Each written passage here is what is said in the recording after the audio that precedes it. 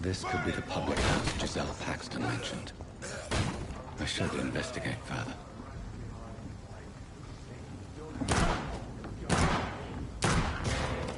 Delete! Delete! Hide for this!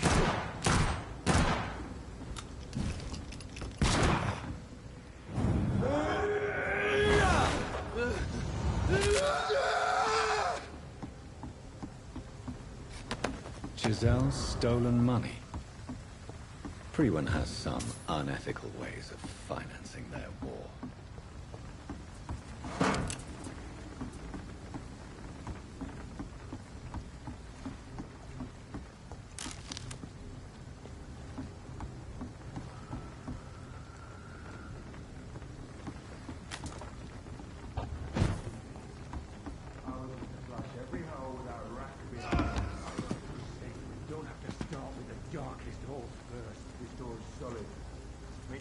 Steady, boy!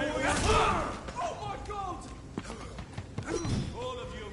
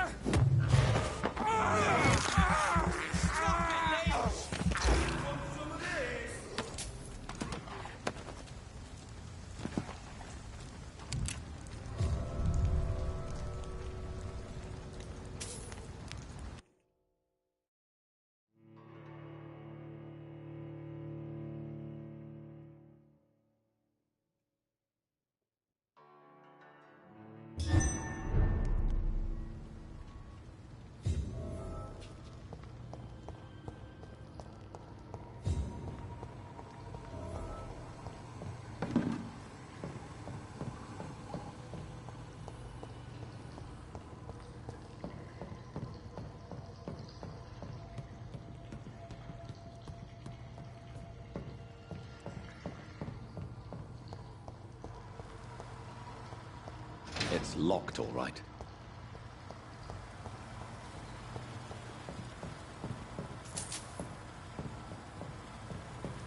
That doesn't work.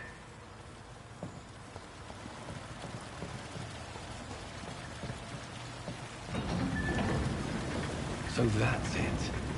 These wheels control the water level.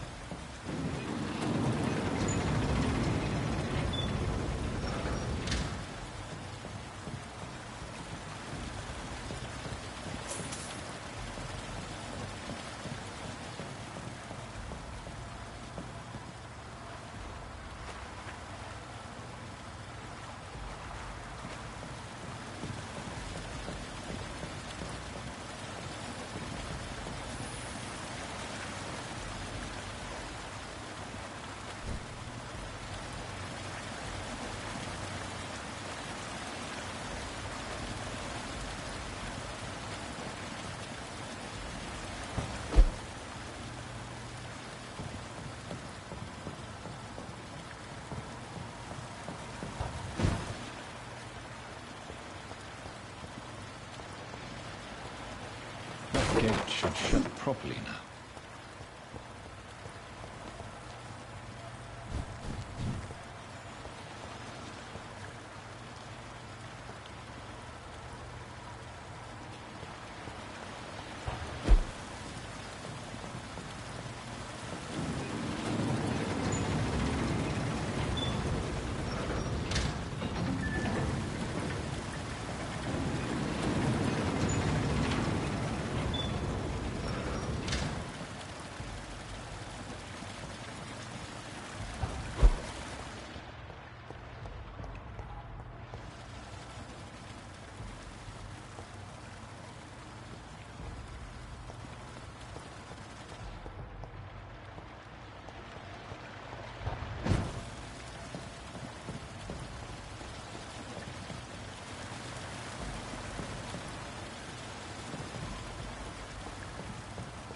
That doesn't work.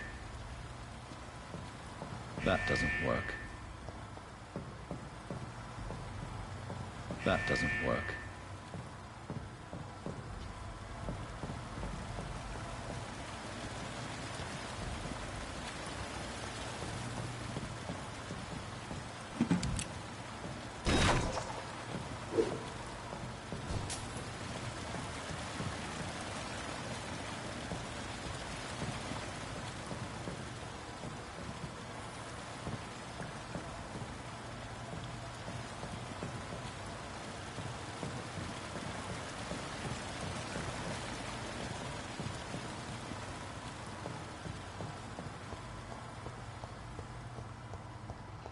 I cannot enter.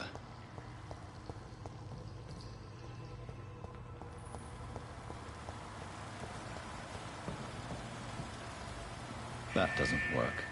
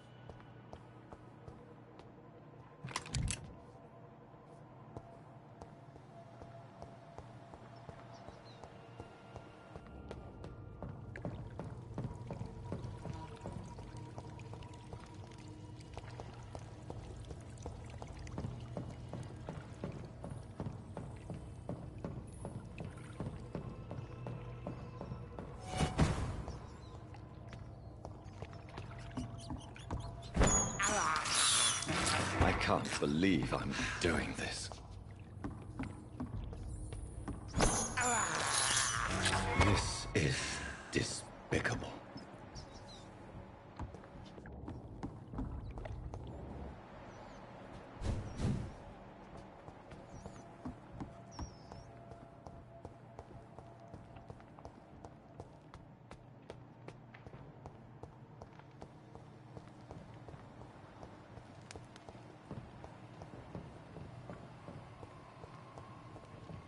It's locked.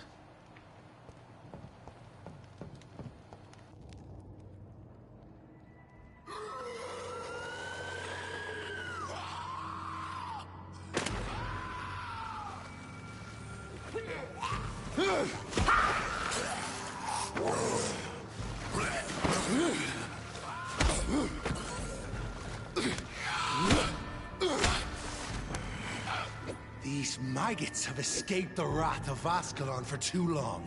It is time to purge the sewers of their filth. You again! The one they call the sewer dog. Hold your tongue, newborn, or I'll crush you like a maggot. You've let the beast consume you. Finally! A touch of lucidity. So learn to respect the laws of Ascalon!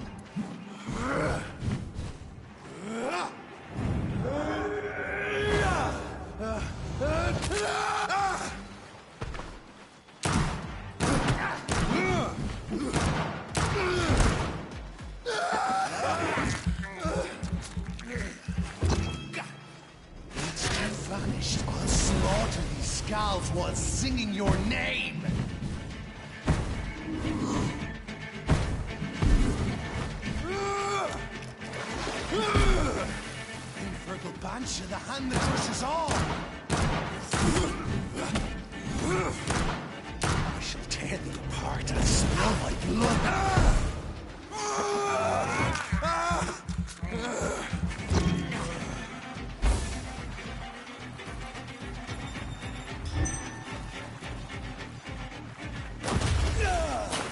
Return to your apothecary and pedals.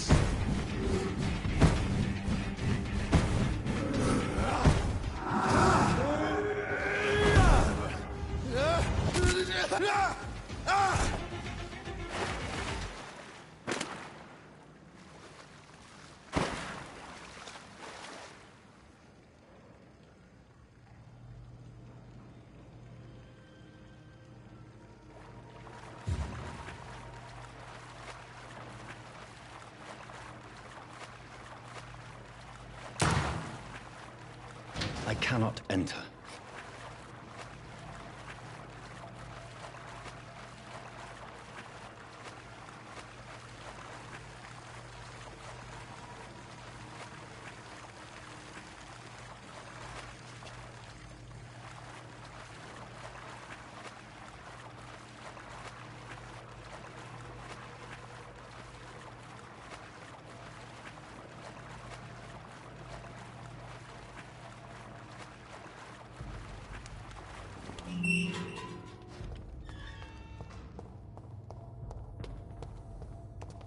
At least one skull escaped Virgil's wrath.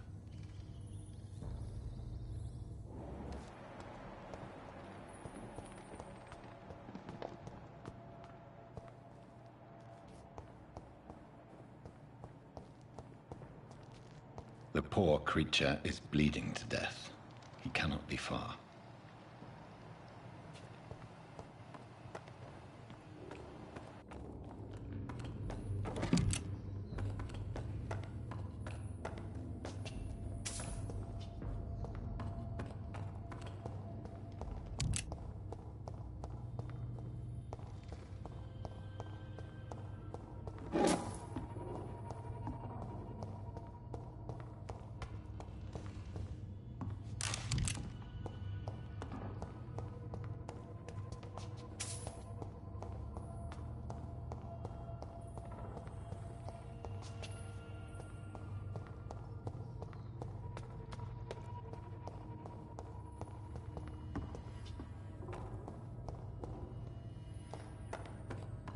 How could he have made it this far? There's blood everywhere.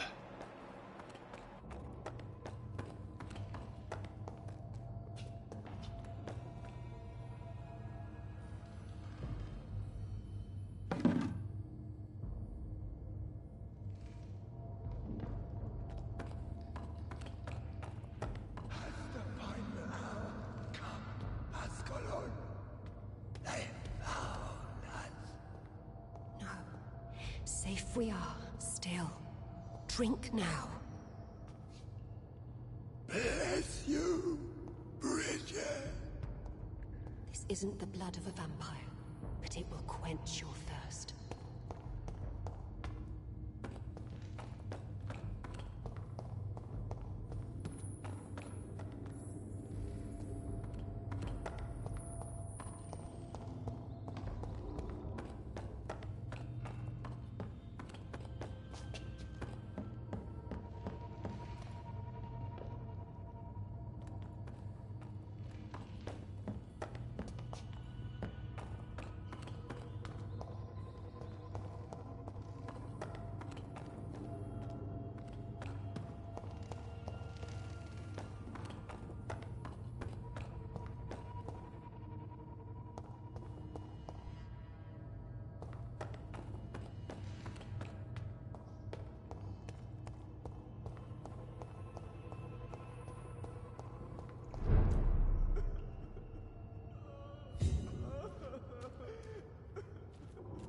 This is our domain, not yours.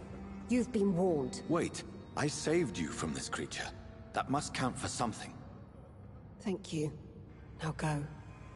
Go back to the streets and houses. There is no love lost between us, Vampire. But thank you.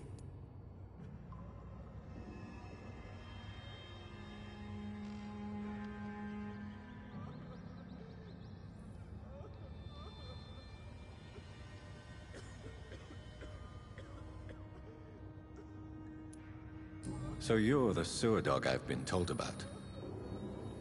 But who are you, really? If you must know, they call me Old Bridget. And this shelter is where we live. I'm Jonathan Reed. I'm a newborn Ekon. I'm afraid I'm not sure what's going on. I shall not bend a knee, young Ekon, but I sense your pain. Ask, and I will afford you my attention. So was it you that Sean Hampton sent me to find? Perhaps. The sad saint was always kind to us. He must trust you if he revealed our location.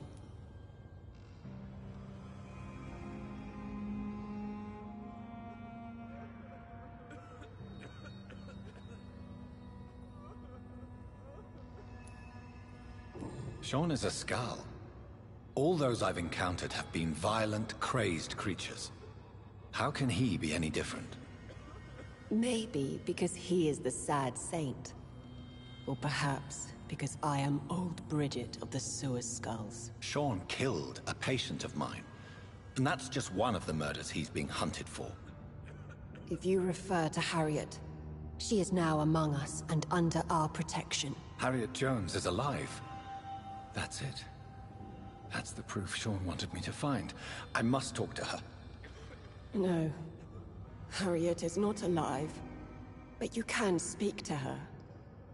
I must warn you. She is fragile and may not receive you warmly. I don't understand. She is filled with bile and hate. Her mind is sharp as a tack, but her body is so weak. I've never seen its like before. She is resting in a room on the far right of this hideout. Thank you. I will bear that in mind.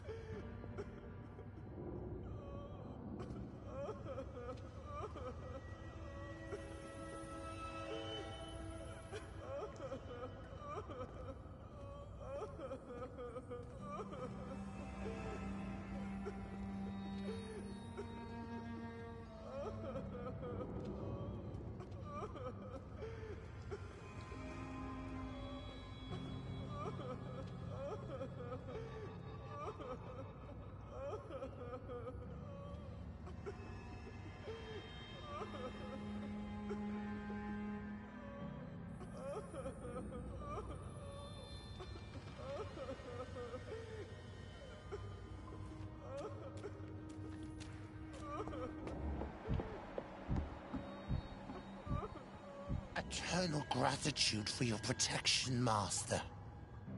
Eternal gratitude for your protection, Master.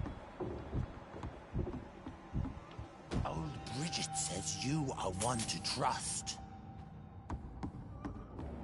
Keep your distance, Echo.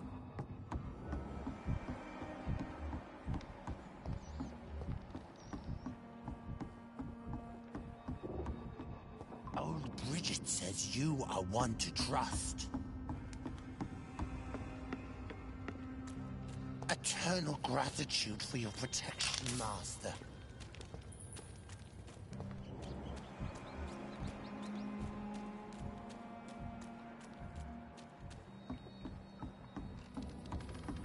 Your spare little eyes, how is London?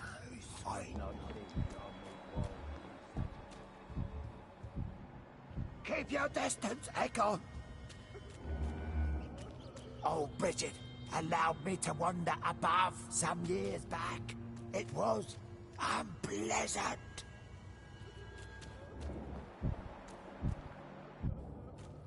We're at your mercy. Will you end us? How is London? I've not seen the only wall.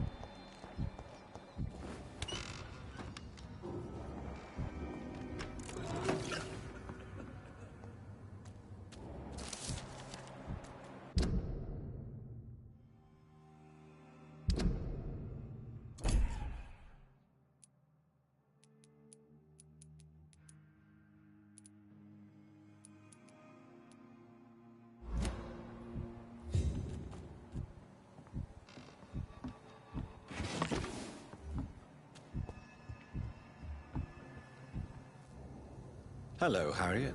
Do you recognize me?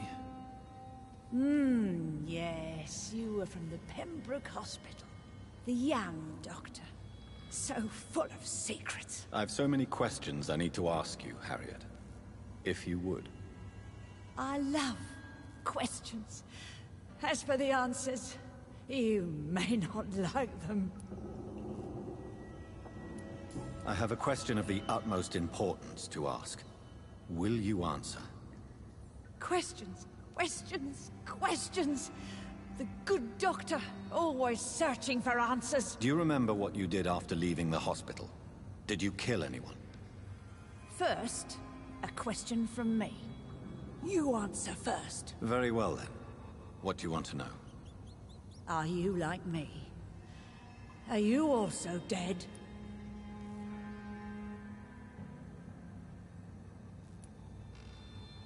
We are not dead, Harriet.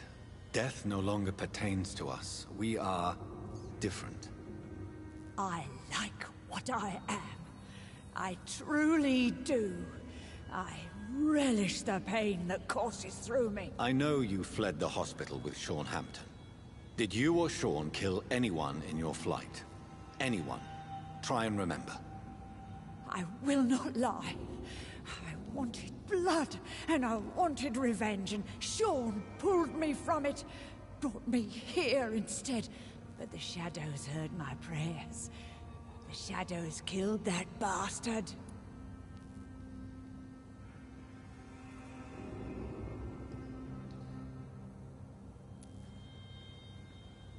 Shadows? Tell me what you saw. The shadows, they heard me and answered.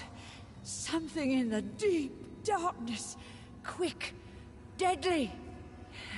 It asked me if I wanted revenge. I answered, yes. And these shadows, this presence, do you still hear it? Was it a vampire? Did Sean see it? It spoke only to me, and now it is silent, but it is born of hatred. And it will kill again. And it hates you, Doctor. Oh, it hates you. What makes you say that? It whispered your name, Dr. Reed. It wanted to know who you were and where you went. Questions about me? What did you say? Nothing, Doctor. I said nothing. There was nothing it didn't already know. Oh, I'm tired now.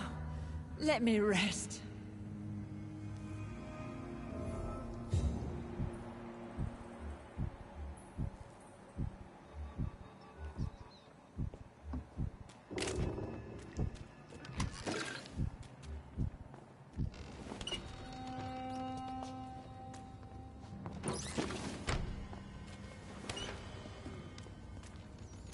Have you found the answers you were looking for, young Ekon? There is too much left unanswered.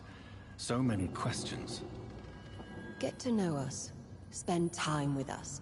And I may be willing to answer more questions.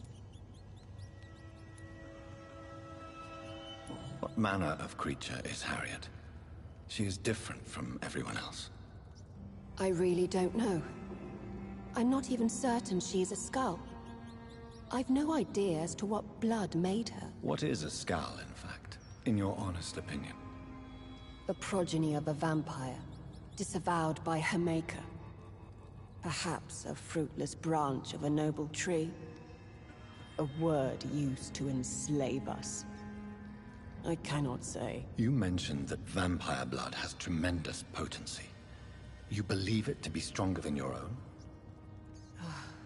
The vampire's sweet blood. That rich, dark wine that we crave. For it made us, and it can sustain us. I thank you for your time, madam. I must go back to Sean Hampton now. Your kindness has been ample payment, Ekon.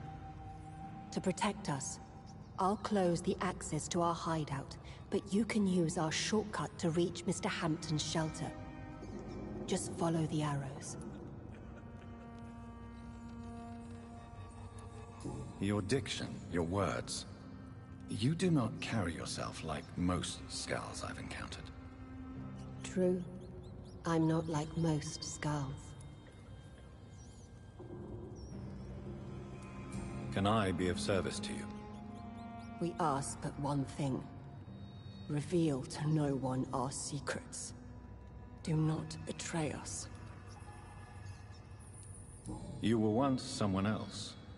What happened to you?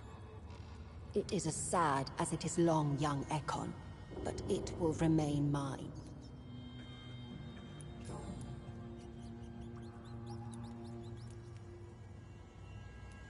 Thank you, old Bridget. I hope we'll meet again.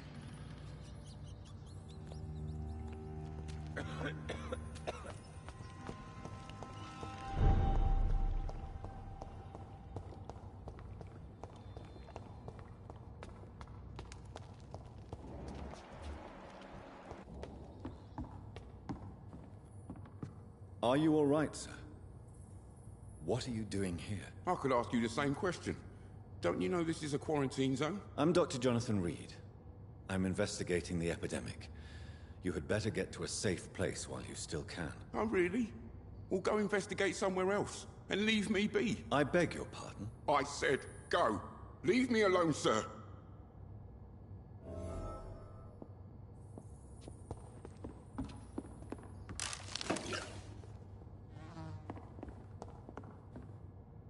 Rodney, you're the man who killed that gang member, are you not? Is that why you are hiding in this godforsaken place? Yes, I did. I did not even know his name. Then why did you kill him? That arsehole always mocked me for the color of my skin. Usually I let it go. But not that night. We fought. He died.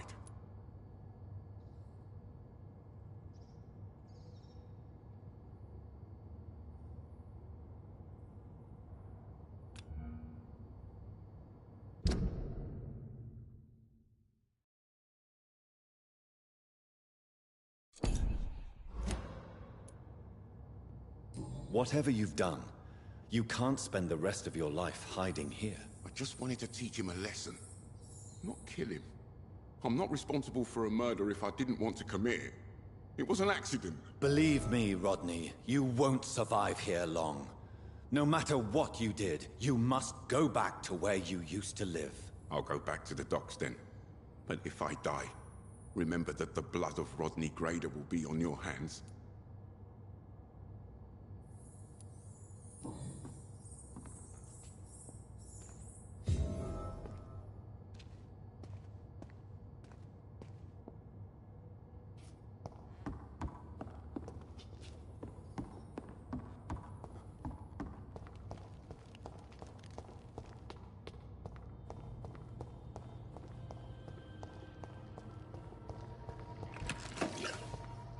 It's locked.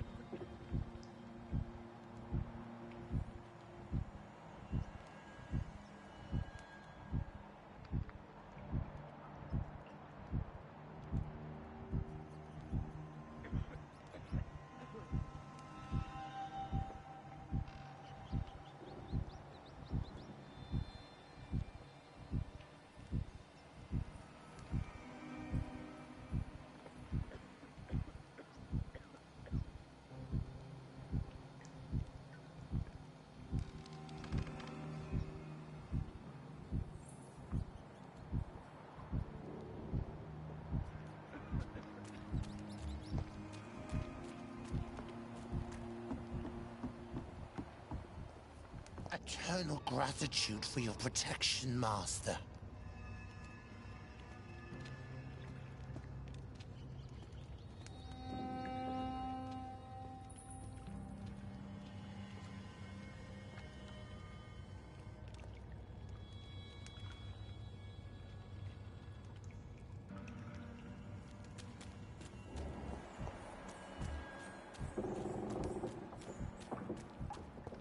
Eternal gratitude for your protection, Master.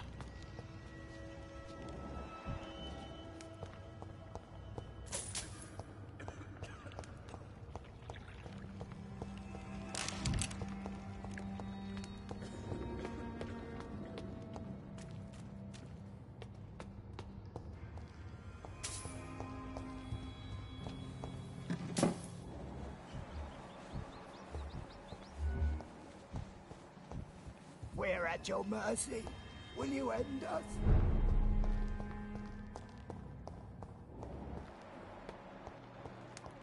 It's locked, all right.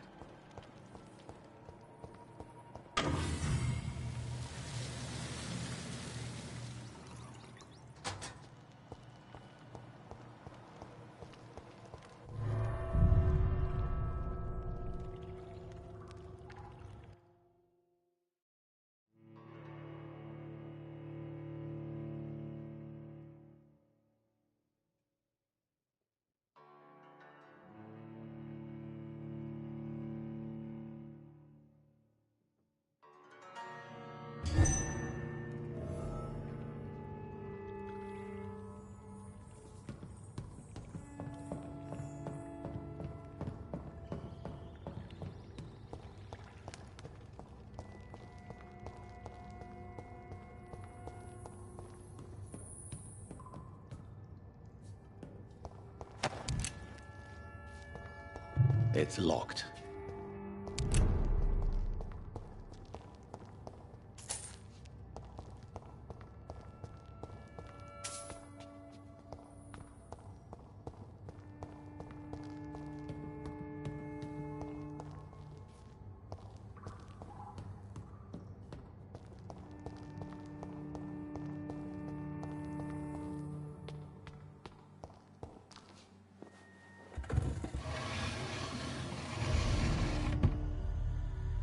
Welcome back, Dr. Reed. Would you like to take communion with me now? Sean, are you eating raw flesh? It is the sacred flesh of the mortal lamb. Our Lord's bountiful transmutation for the sustenance of his believers.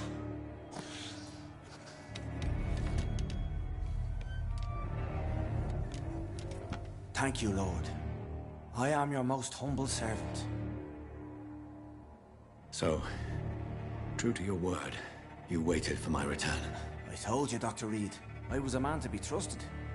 Did you have words with the poor Harriet?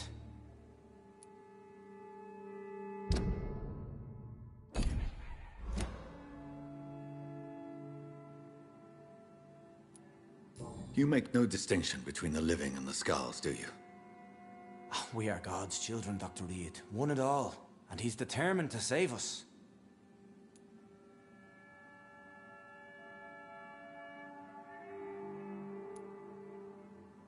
Harriet, Miss Jones, has been behaving in a most violent manner. She's going to need special attention. That's precisely the reason I brought her here. To meet old Bridget. She's the guide Harriet requires.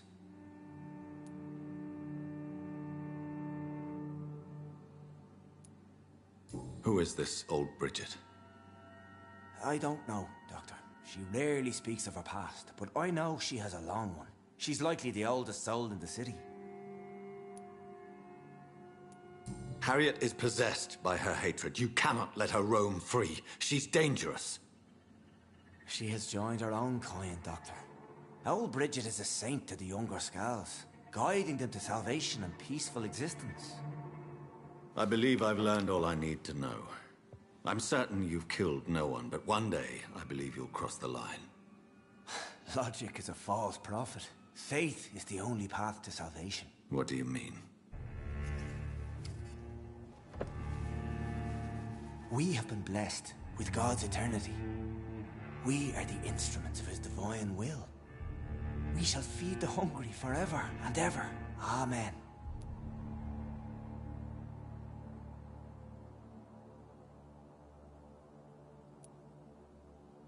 I haven't the luxury of being able to satisfy my hunger on staunched blood and lifeless flesh. Give yourself over to God, Doctor. Expel your urges and kneel before the Lord in praise. These urges... You know the hunger will never be satisfied. I've come to embrace the everlasting craving. I have sworn to feed only upon the flesh of the dead.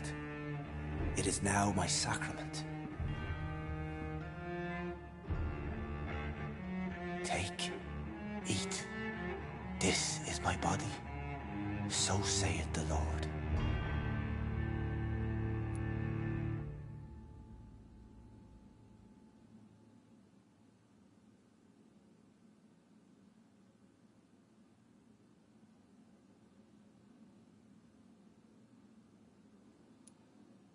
My discoveries. Vampire blood would enhance your metabolism, perhaps even heal you. If what old Bridget says is true, I'll give you some of mine. I'd rather not.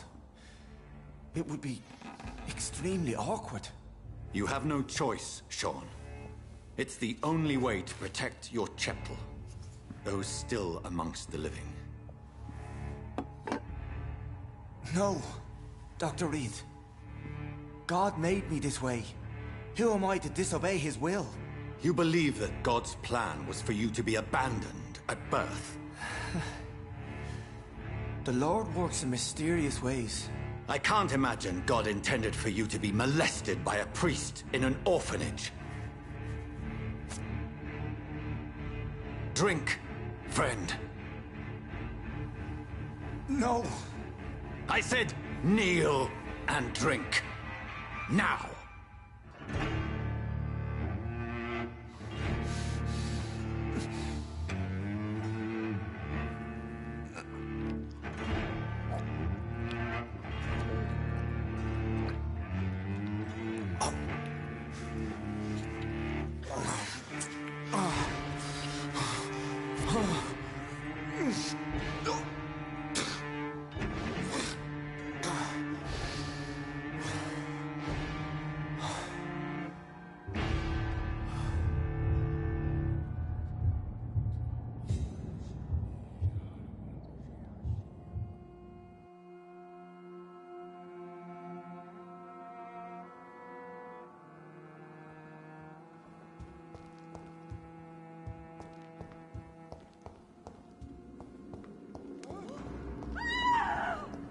Another corpse thrown in the streets. Someone's playing a very...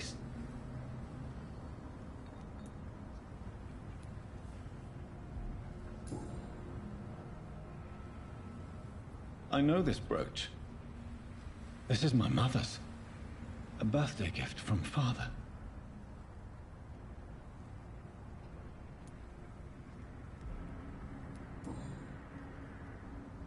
"29 Pretty Orchard Street. That's near Poplar's district. Why would this man carry off my mother's brooch? I must go there.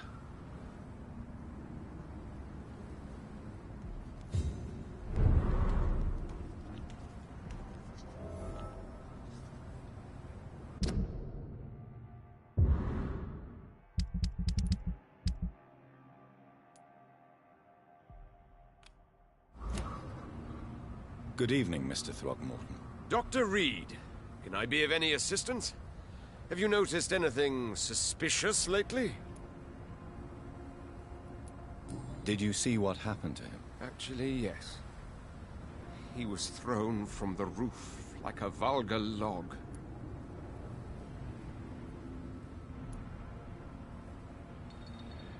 Who could have done that? Who?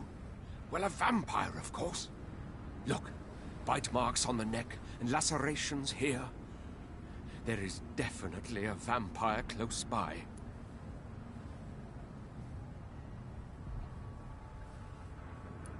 Why is it that you sound so afraid? You didn't see it.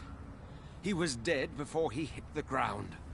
The strength required to do such a thing, well, it beggars belief.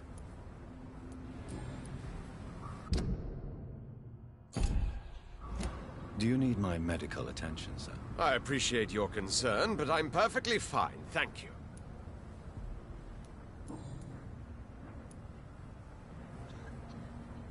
You've never faced, let alone killed a vampire, Ichabod. You're a fraud. No, I'm not. I may embellish the truth concerning my achievements, but I'm totally dedicated to my quest.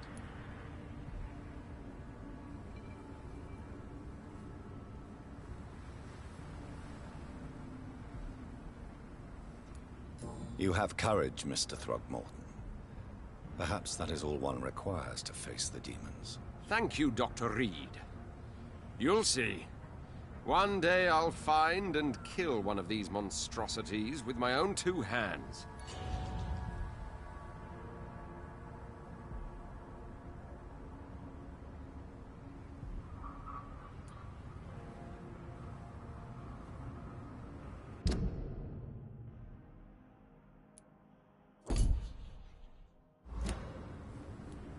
Have you heard of the Guard of Priwen? Of course.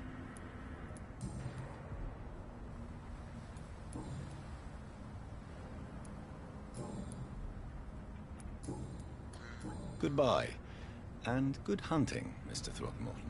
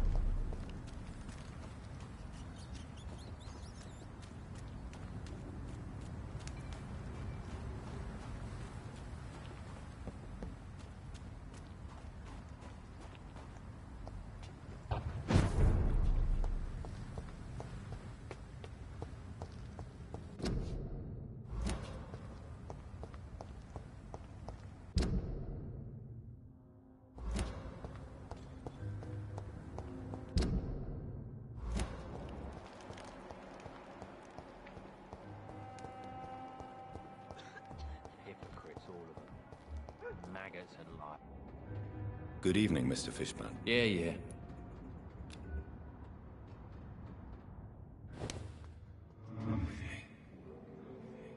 Eu disse que eu ia voltar pra te buscar.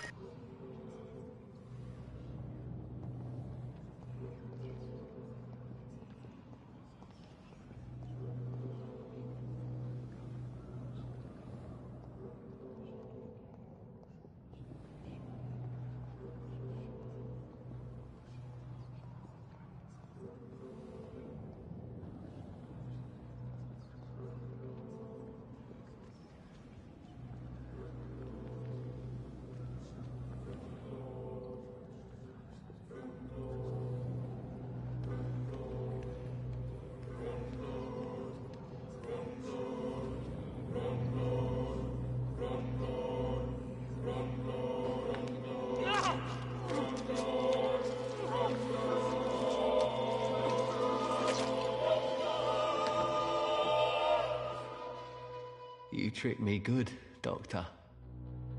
Tell me, who will take the blame for your murders now that I'm dead?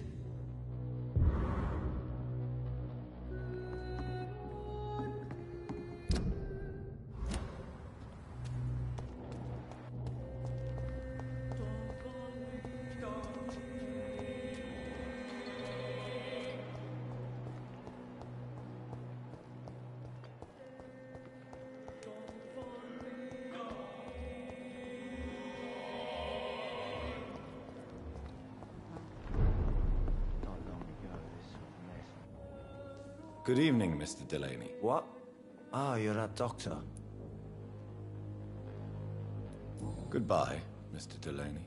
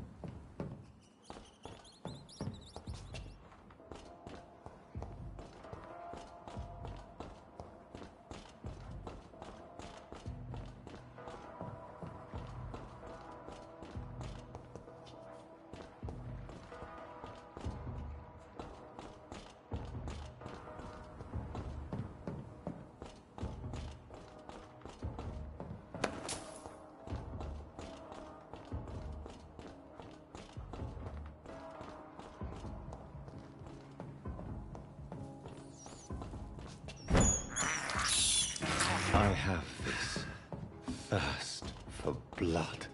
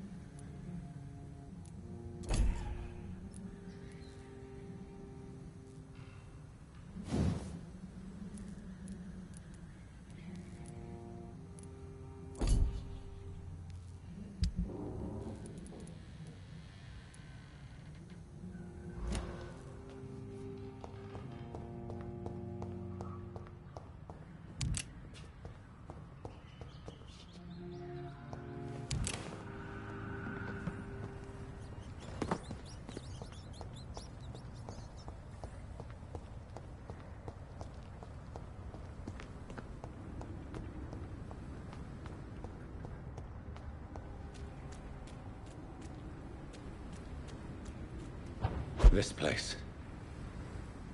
Rain may have washed away the blood, but not the memory. My poor Mary.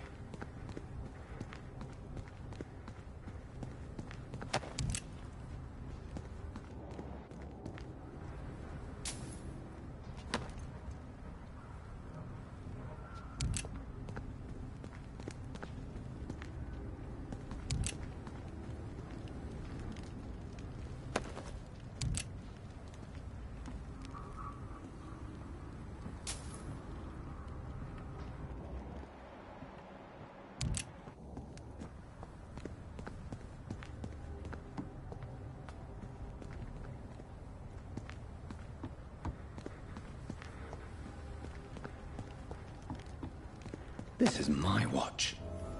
Damn grave robbers.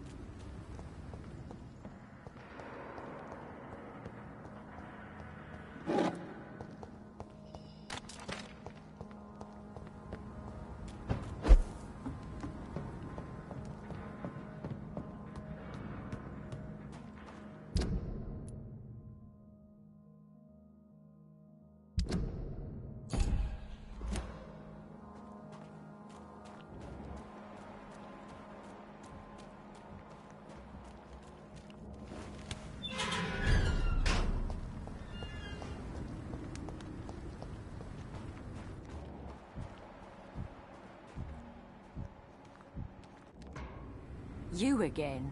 What do you want?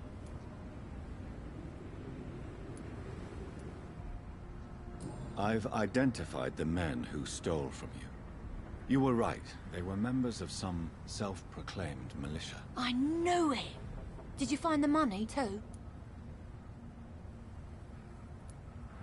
Yes. Here it is. They thought they could finance their activities with it. I never thought a man like you would be kind enough to... I misjudged you. Badly.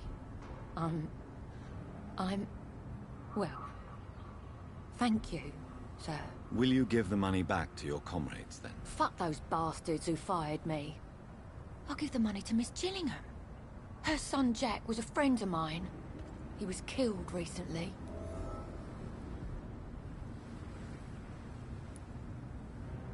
Did you see what just happened? No, I didn't. And I don't care. Really? Why is that? Because this sexist pig is one of the 4 men who blacklisted me. Good riddance, if you ask me. I know you were friends with Miss Gillingham's son, Jack. Tell me about his death. Jack's murder has been a shock to the neighborhood.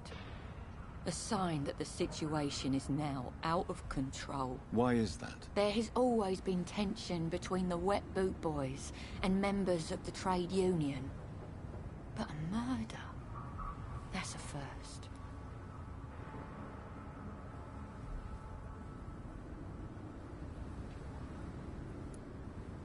Who killed him? No one will ever know. One thing is certain. While Jack was alive, I had one less reason to drink. Why does that upset you so much? I wish I had found the time and words to tell him how important he was to me before it was too late. Another failure for Giselle Paxton. Do you need medical help, Miss Paxton? No, thank you. Well, I'll leave you for now. Goodbye, Miss Paxton.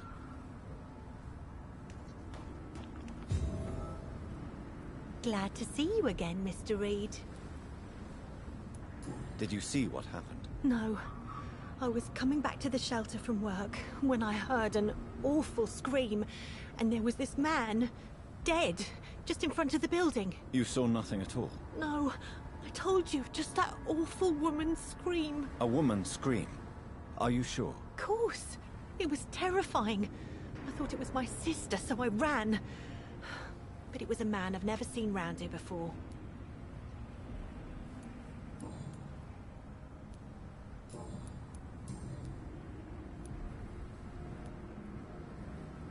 Is it not dangerous to work here at night? As long as I have good legs, I can run away from trouble. The sad saint now provides me and my sister a bed and a roof. I don't want to lose that. Are you homeless, Miss Paxton? Mr. Hampton's night asylum is our new home now. It's a safe place for me and my sister. What can you tell me about the Sad Saint? It's just the nickname of Sean Hampton, the sad saint of the East End. He gave me shelter, and he's not always sad. Do you need my medical attention, Miss Paxton? I'm fine, Dr. Reed. Keep your medicine for those who need it.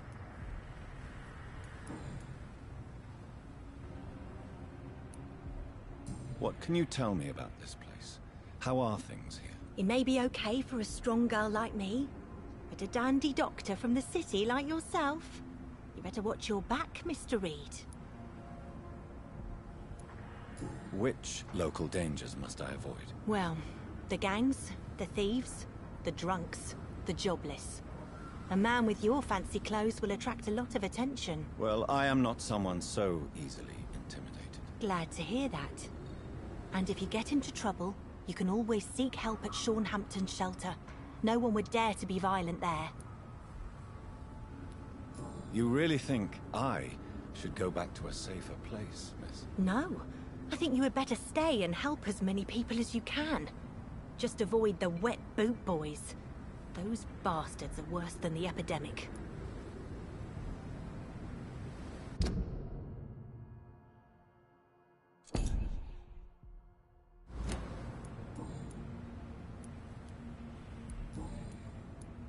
Goodbye, Miss Paxton.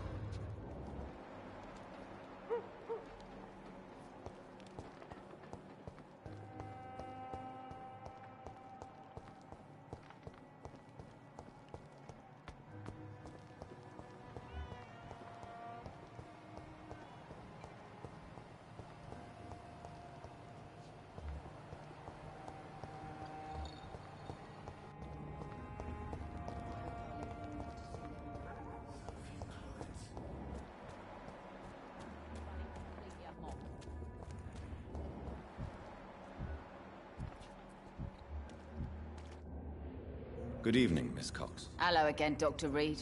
What do you want? I managed to reach the mass grave in Southwark.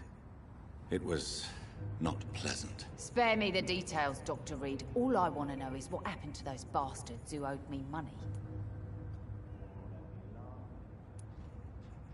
I'm afraid those bastards, as you call them, are in the mass grave. Dead? Shit. That money would have been useful.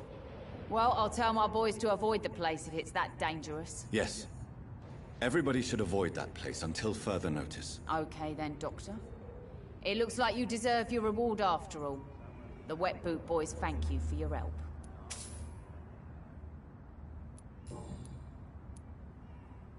Tell me your feelings about Booth's belief in monsters, Edwina. It makes him look weak in front of the boys, that's my feeling about it.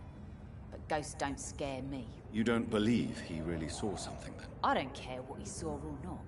All I know is that a real man keeps his fears to himself if he wants to be obeyed. Tell me about the man you and Booth killed, Edwina. The bastard killed one of us and received retribution. There's nothing else to say.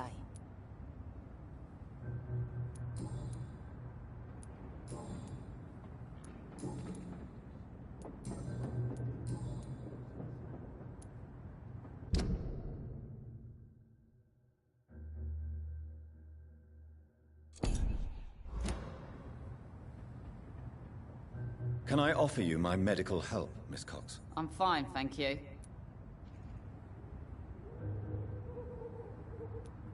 Can I see what you have to sell? As long as you have money, I'll show you all I have.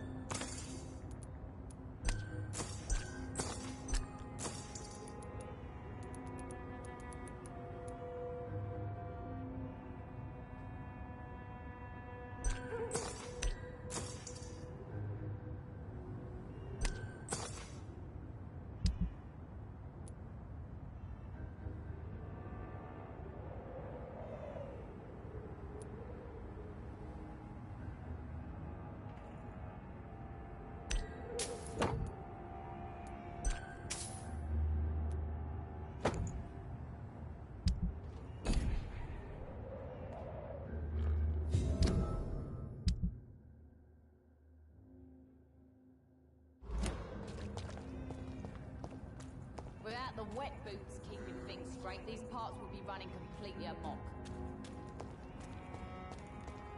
The moron had me laughing at first, but to think, he's a bloody vampire hunter.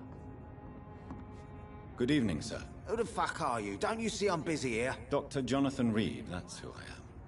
And who are you? Ah, some fancy gentleman we've got here. Clear off. We don't want strangers on our streets. So you won't tell me your name, then? The name is Booth Digby. Maybe I'll ask my boys to break one or two of your bones, just so you remember it. Do you need medical help, sir? I feel fine, Dr. Reed.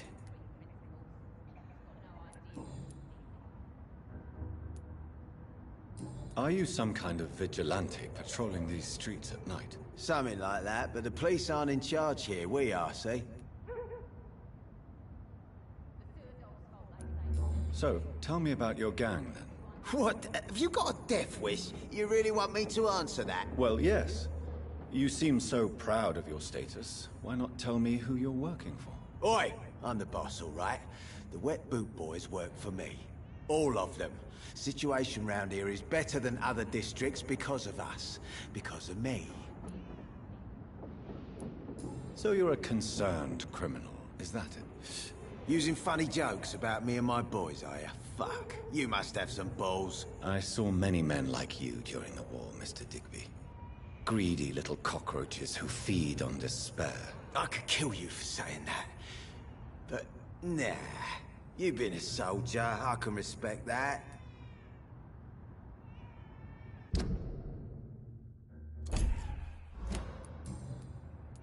What can you tell me about this part of town? Things ain't that bad, thanks to us. Well, you're not yeah, well, we can't... More efficient? Really? You should probably tell Edwina that guns are useless against diseases and infections. Incredible. You know what? You're lucky she can't hear you right now. She's more smart than patient. My sweet queen of the docks.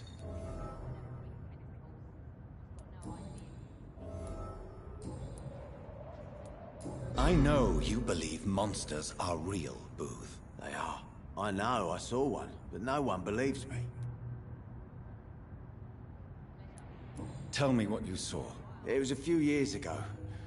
Clay Cox was still the boss then. He'd sent me to the shipyard to find out who was stealing tools and ropes at night. Go on. First, I thought it was an old lady with a limp. It looked frail and crooked. Then I saw it grab a bloody beam and lift it like it was a stick. I shouted. It looked straight at me. Do you know what it was? It was all eyes and long teeth, but I couldn't see its face. I shot at it when it moved towards me and I hit it. And then it jumped and vanished in the shadows. You could have imagined all that. These docks can be so gloomy at night. With the fog and the wind and the boats creaking. No, Doctor. That night I saw the fucking sewer dog for real. It's not a beast like the stories say. It's the ghost of an old woman. Bullets can't stop it. But no one believes me. Are your friends mocking you? Even Edwina told me once to never speak about it, but I know what I saw. And it wasn't a human. Not human at all.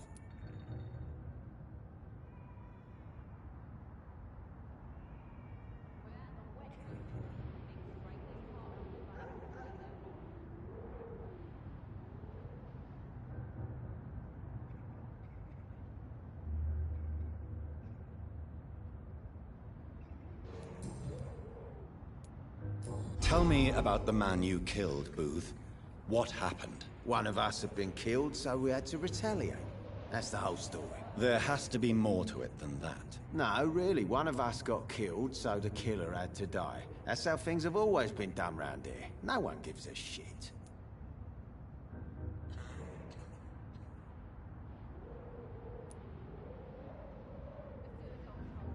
Don't you see it's an endless spiral?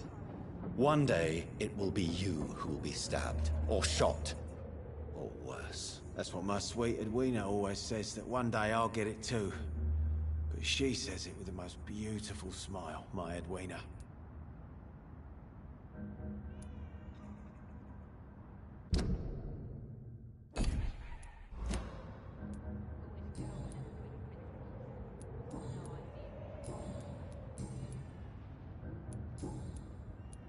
Goodbye, Mr. Digby.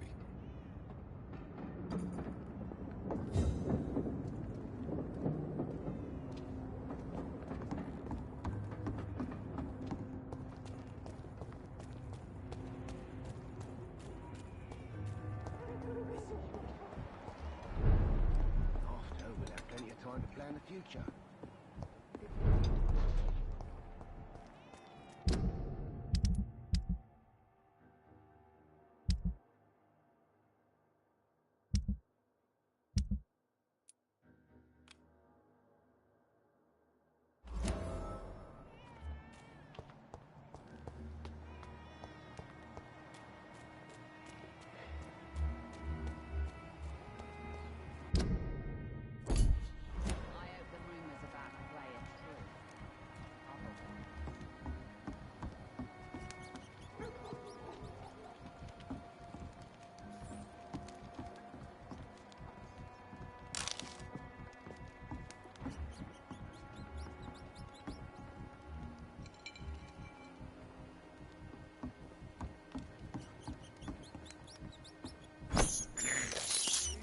I can't believe I'm doing this.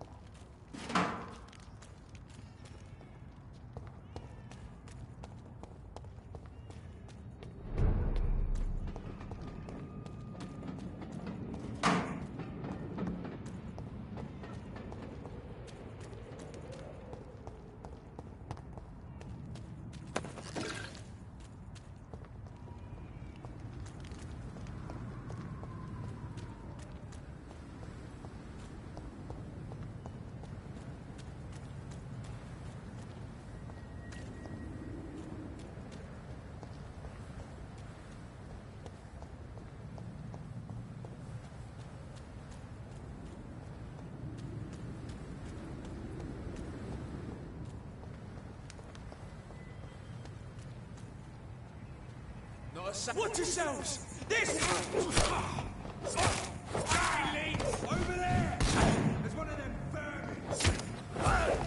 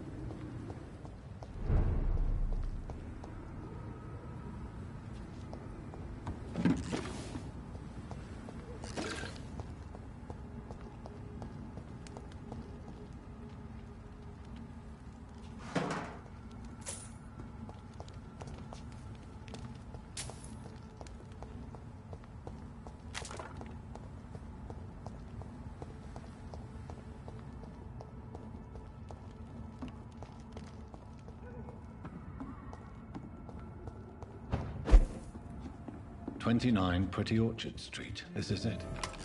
What's in there for me? There's been a fight here.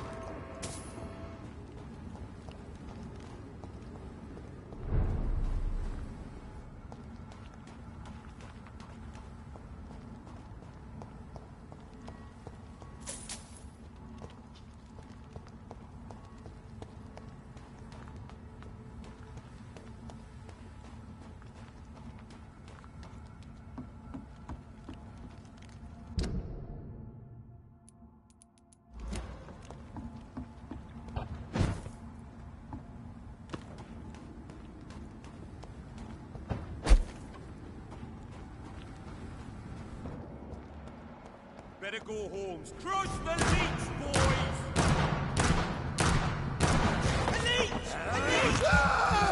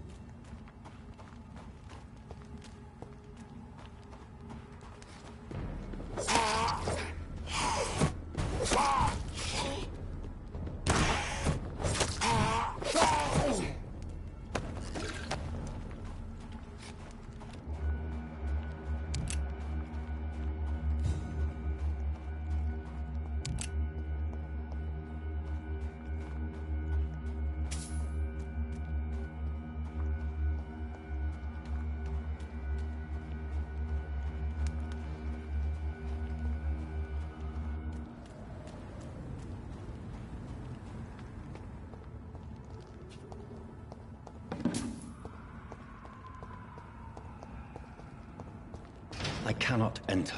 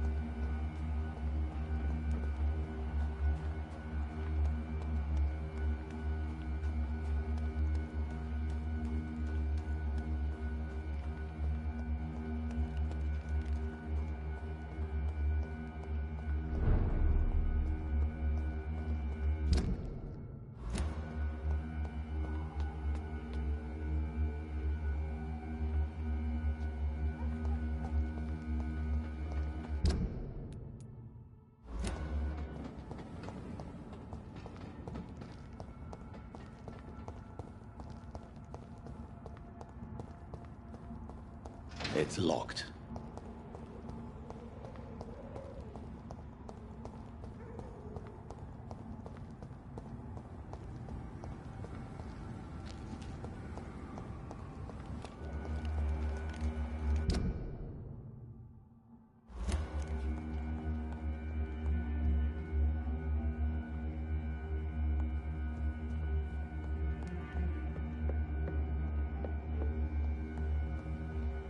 This window was shattered with violent force.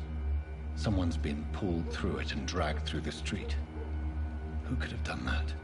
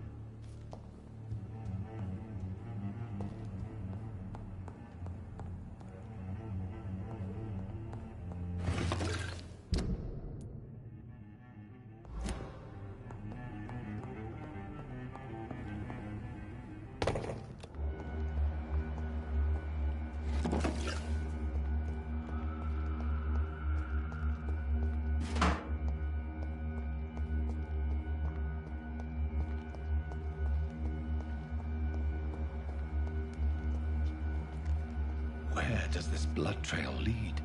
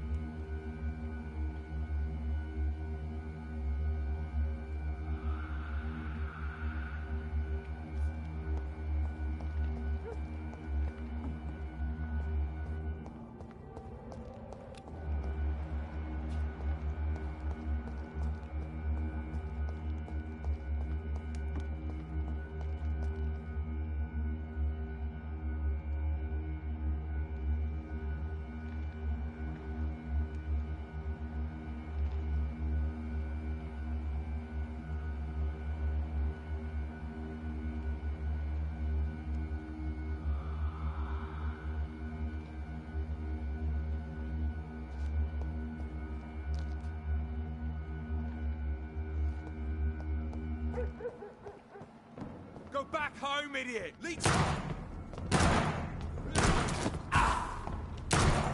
He's dead!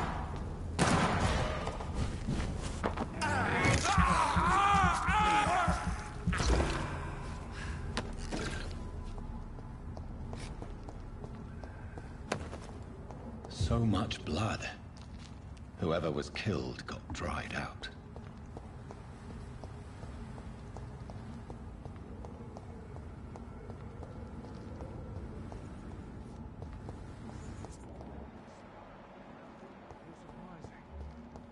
Occasionally, you make a good point.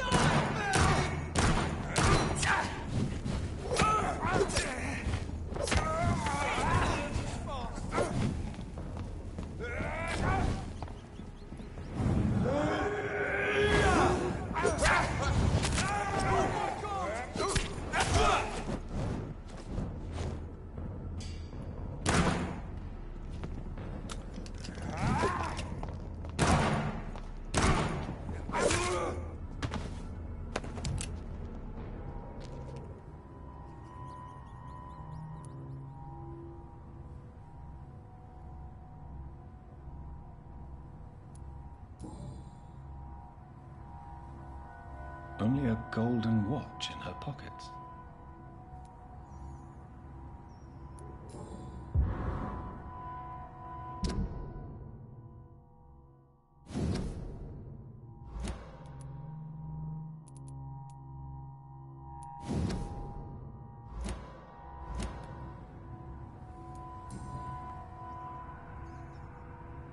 This is the very flower my mother tossed on Mary's coffin.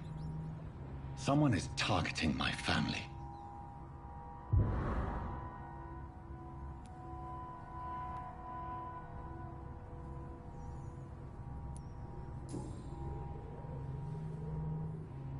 Her shoes and clothes are quite worn out.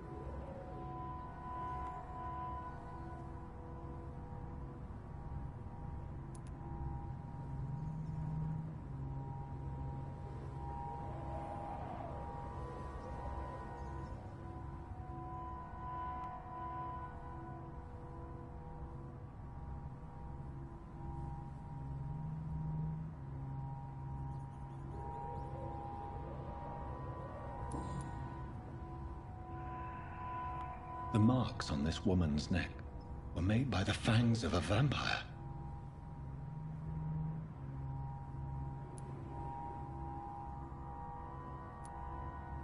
I see you.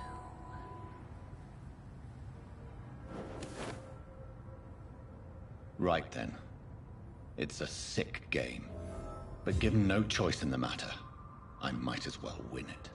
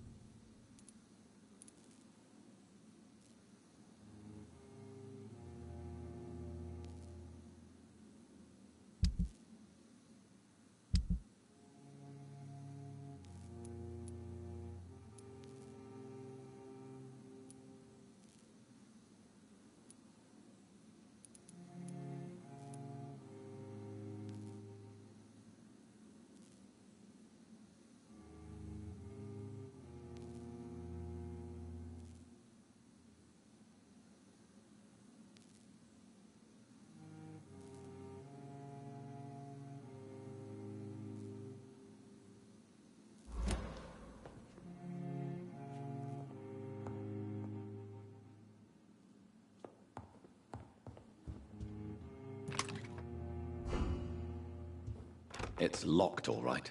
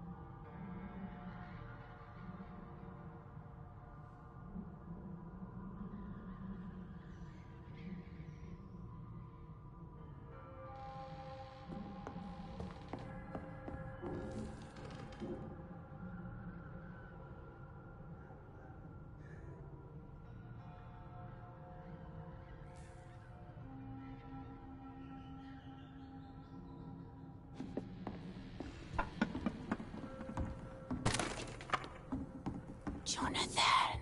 What was that?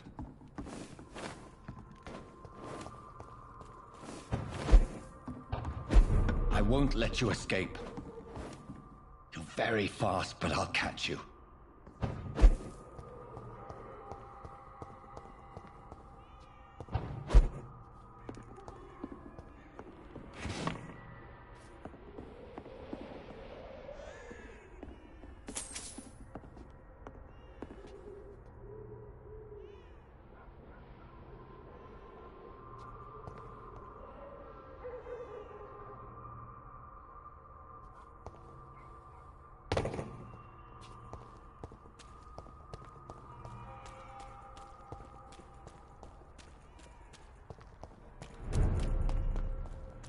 They've all been butchered.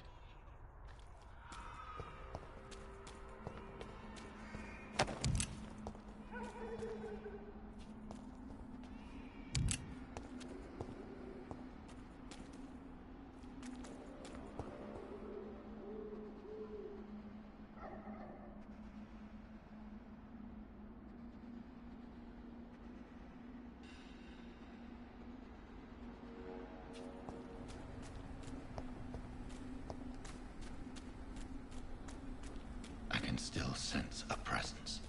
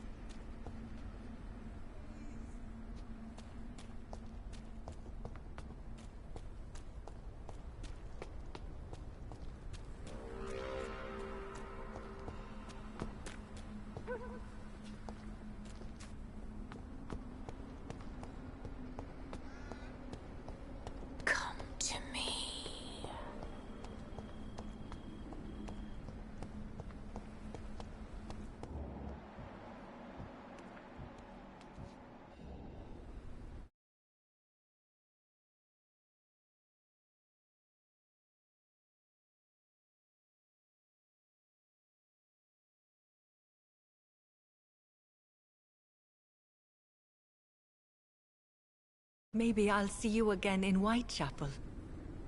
Goodbye for now.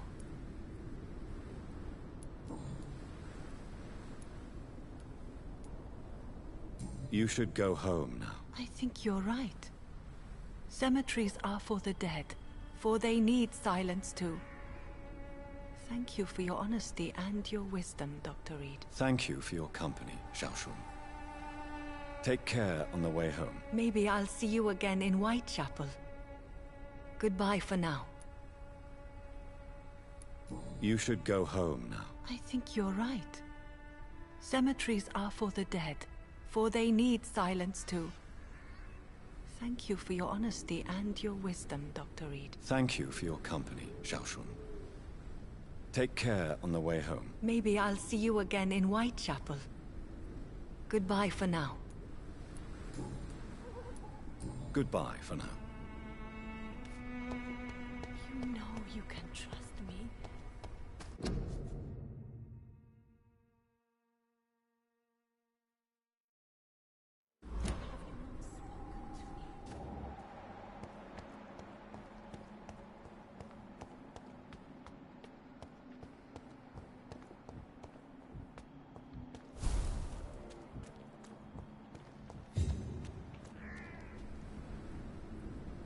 You! What have you done? Vicar Larrabee, what happened? Demon!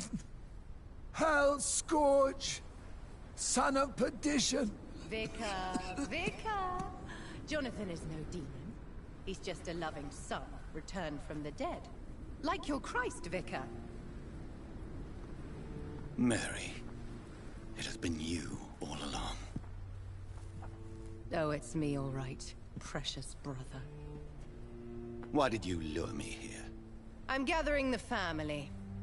For a final reunion. All smiling, all dead. Thanks to the good Dr. Reed. Mary. Mother? Say hello to your son. Hello, Jonathan. Mother, What do we have here, Mother? The prodigal son has lost his tongue. Our Jonathan always had the first and last word at dinner. The entertainer, the star of our show.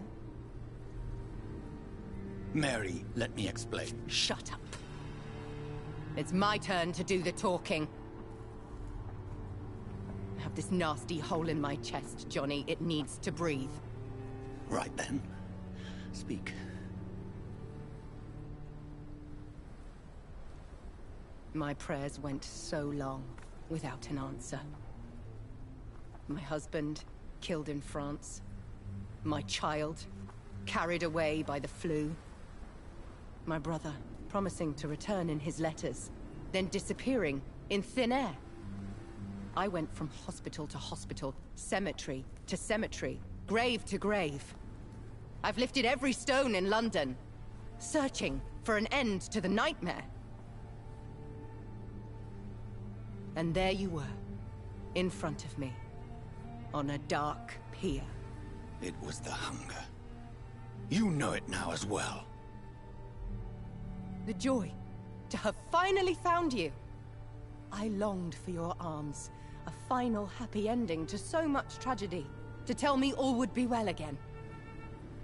As you did when we were children. It was this filthy dock where you greeted your sister. I dug a tunnel from my grave with my fingers and teeth.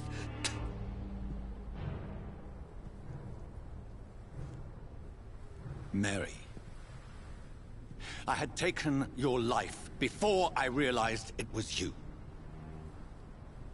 I tried to kill myself. But you failed in your attempt. We cannot die, can we? We are a plague. I've watched you, Jonathan. You pull the strings and sever them. I've done what I had to do. I did not choose this fate. But I will have my answers. Ugh. There are no answers, Doctor. There's nothing left but pain and lies and treachery. Mary, wait! Time to go, Mother. Give my regards to my son. No! No! No!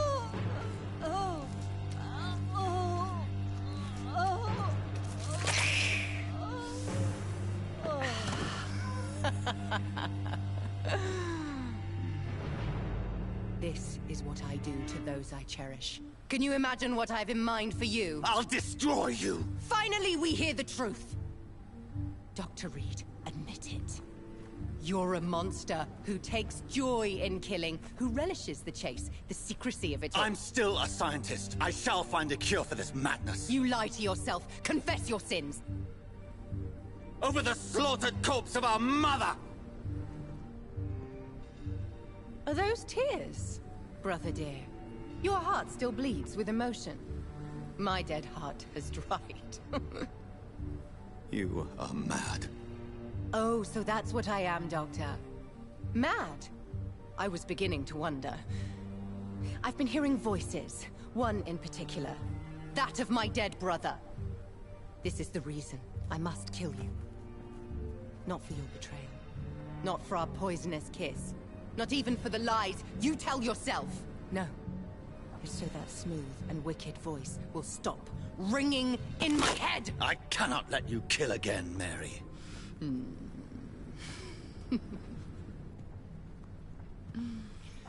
Time to die, brother. And this time for good. Abomination.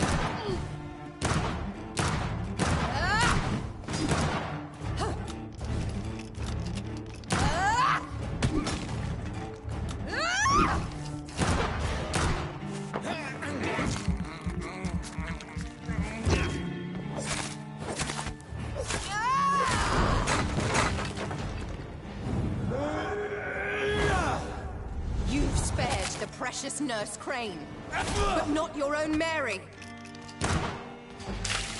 Come to me, Jonathan.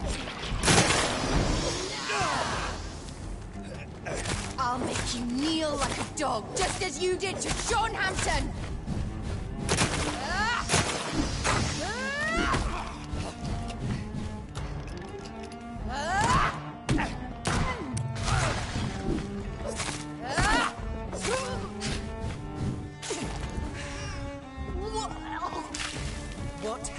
done.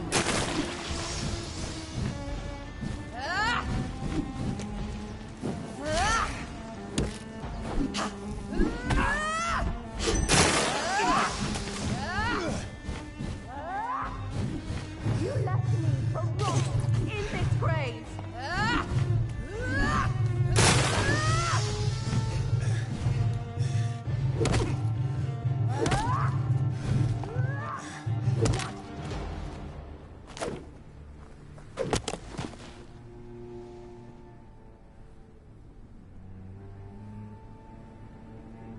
Well, brother, it's time to bring this conversation to an end.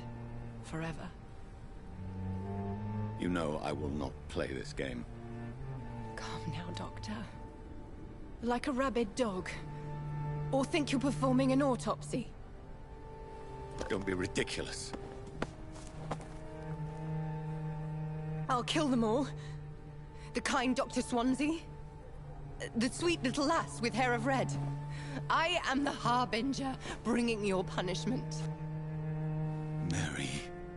Don't you see? This is not me. Flesh that never ages. All nightmare, no dream. Bring it to a close. Let me sleep.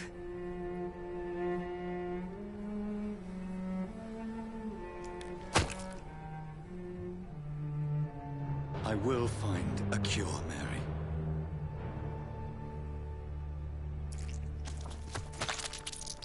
I swear it. Then, at last, I can forgive you.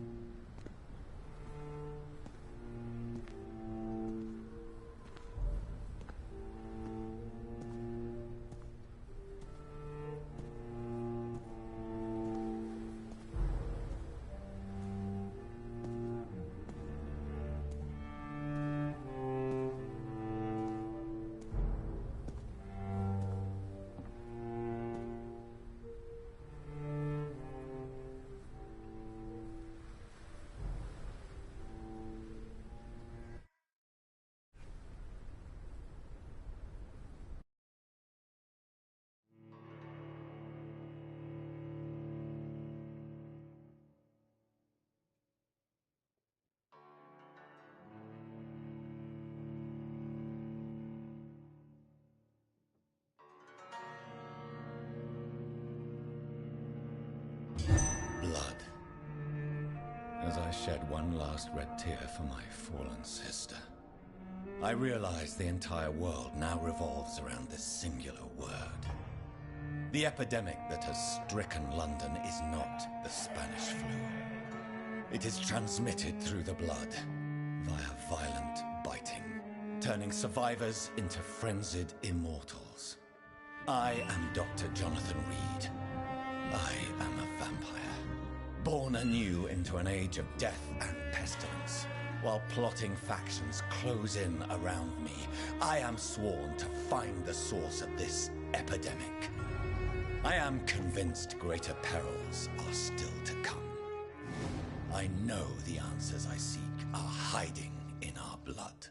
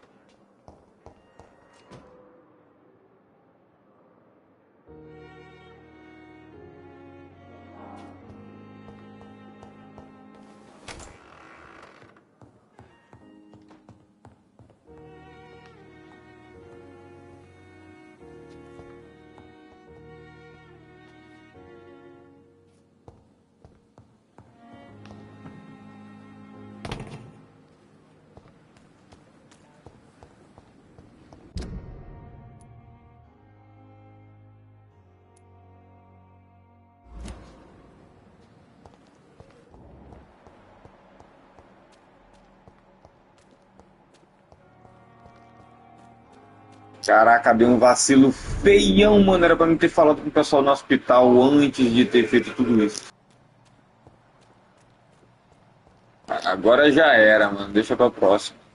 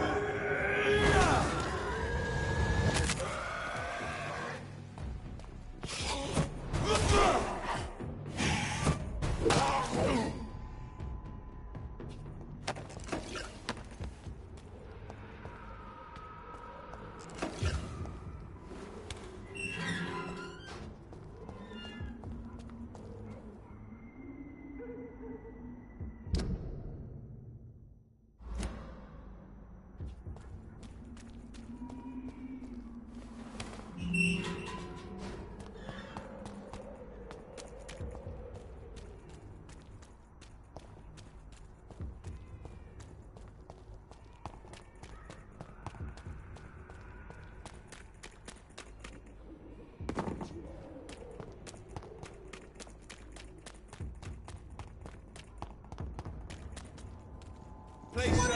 Can't let you through.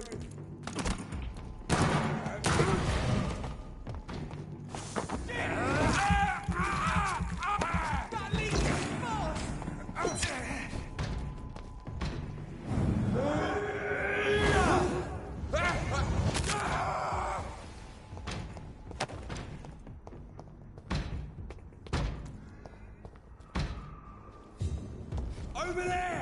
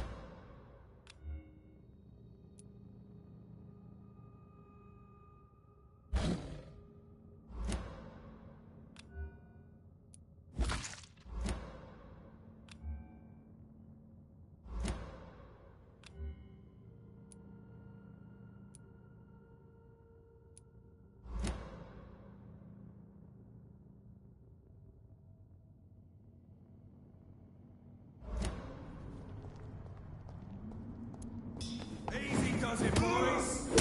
When you deal with this murder, fuck his fast!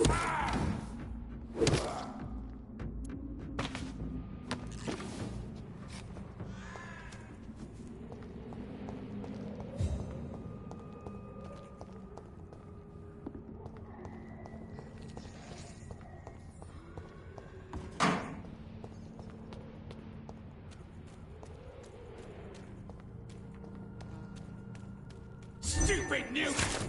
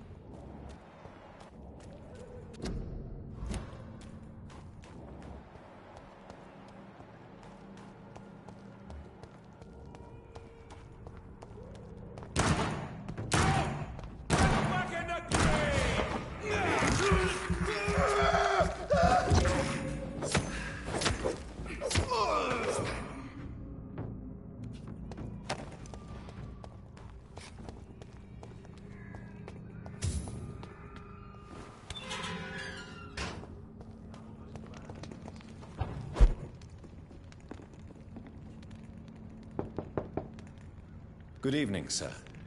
It's me again. Leave me alone, I say, whoever you are. It cannot be safe for a blind man to live here alone. Let me enter, sir. I swear I mean you no harm. Well, a voice never lies, and yours clearly is the voice of a gentleman. All right, Doctor, come on in. Wandering in this part of town at night, you're either brave or a fool. So what is the name of my nocturnal visitor? I'm Dr. Jonathan Reed. As I already explained to you, I'm inquiring about the epidemic. Dr. Reed? The eminent surgeon? My God, I'd never have expected a brilliant physician like you to knock on my door. You flatter me, sir. No, sir, I am flattered.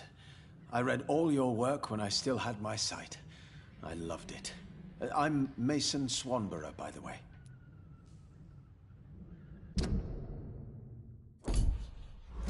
You seem unwell, sir. Do you need my assistance? Actually, I feel worse than usual. Can you give me something?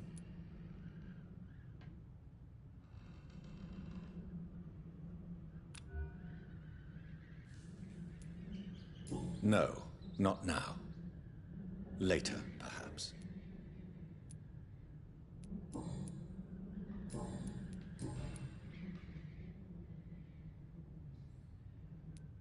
Does someone take care of you in this isolated place? My sister Loretta and I have our daily routine. Every morning and evening she comes by so we can talk and eat. Then she leaves and I stay.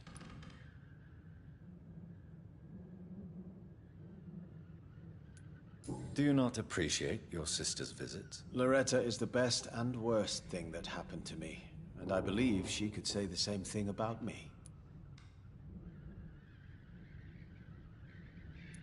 Where does your sister go? Well, let's just say, she earns enough money for us both. What's so amusing about that? I won't hide the truth from you. Loretta sells a fake miracle elixir to the sick people of Whitechapel.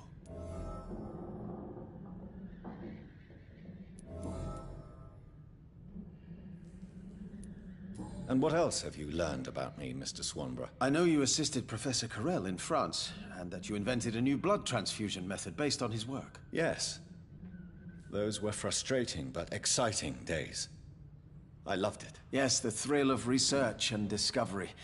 This is what drives people like us, Dr. Reed. Oh, how I envy you.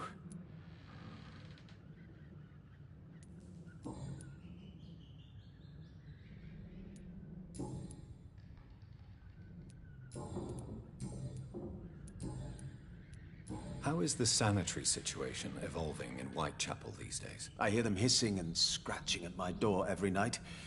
The sick made mad by the fever. But these walls are thick, and my lock is solid.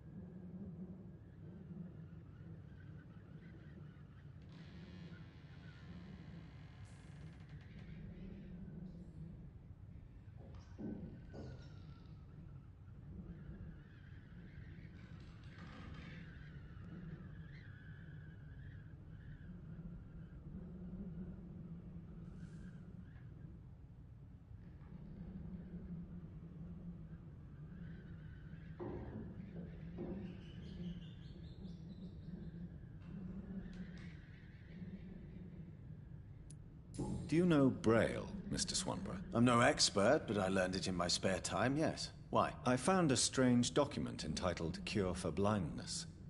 It's written in Braille, so I thought perhaps it was yours. Really?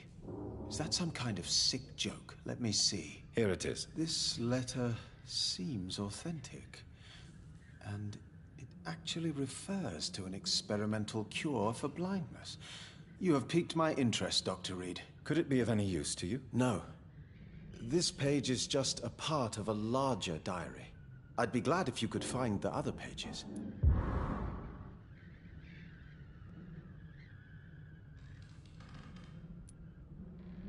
I found another page of the diary, Mr. Swanborough. This diary is still not complete.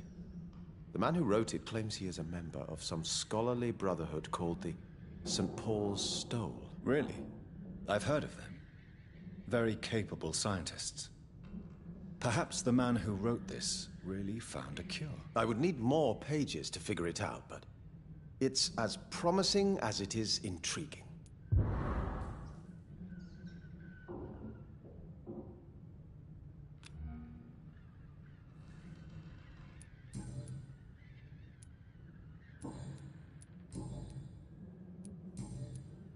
Goodbye, Mr. Swanborough. I'll leave you now. Tell me, how do you see the world these days?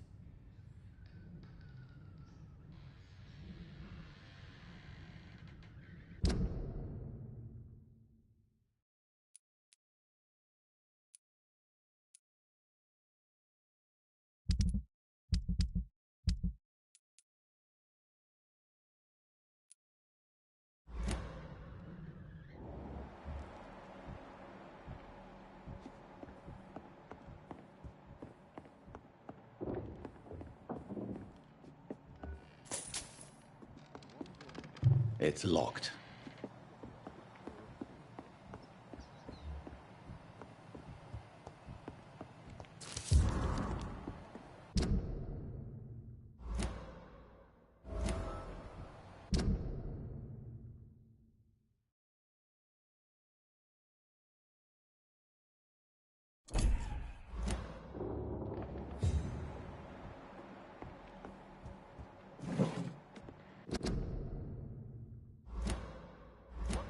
Gentleman pays visits to people at this late hour.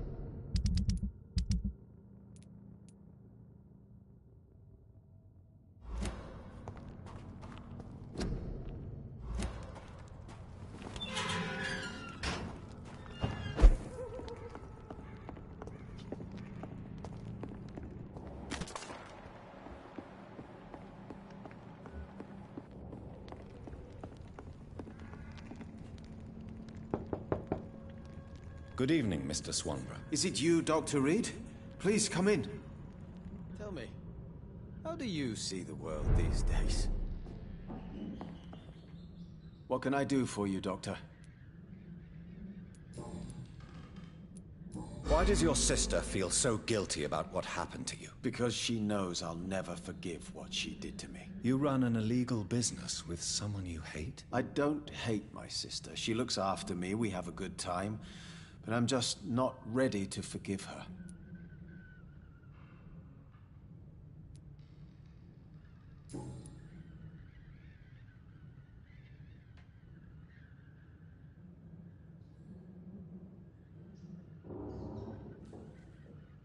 Goodbye, Mr. Swanborough. I'll leave you now.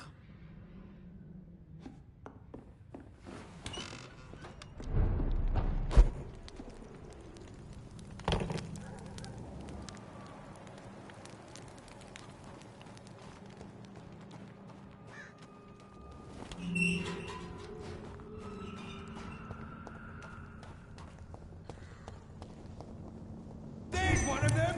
Watch yourselves! Over there!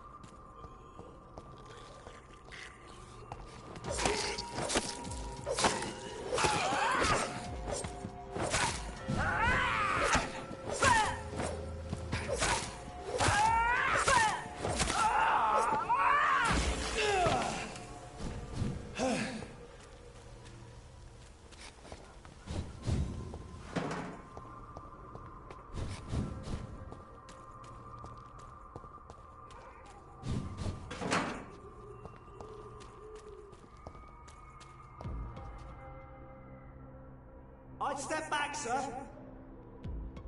Didn't you hear me? It's a leech! Kill it!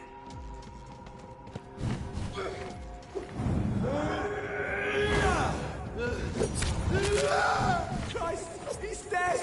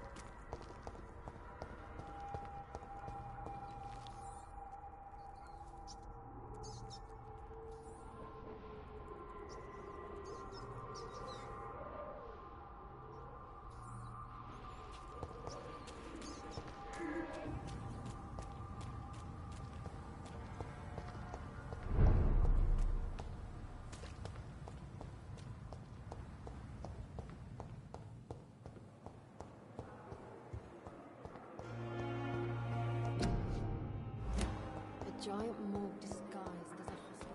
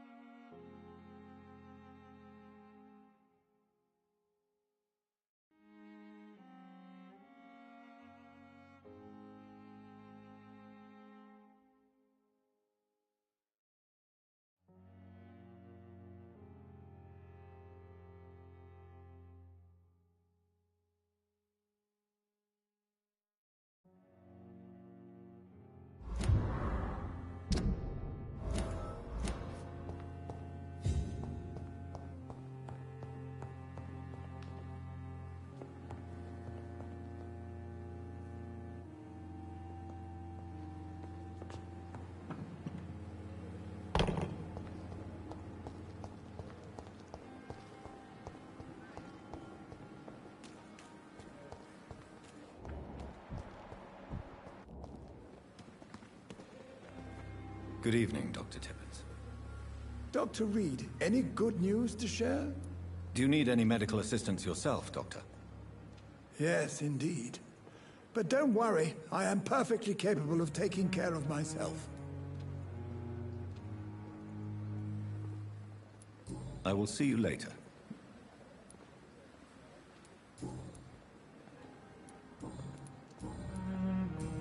Goodbye, Dr. Tippett.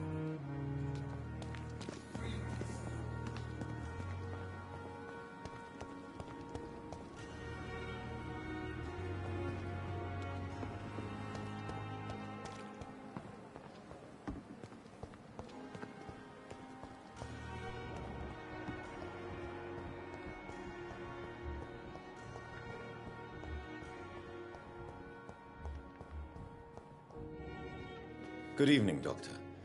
I believe we're going to be working together. Dr. Reed.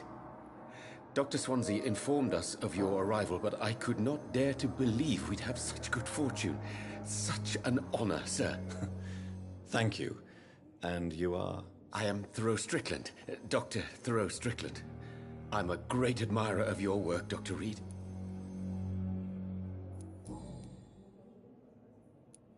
What can you tell me about the Pembroke? Well, it has always been an honor to work with Dr. Swansea.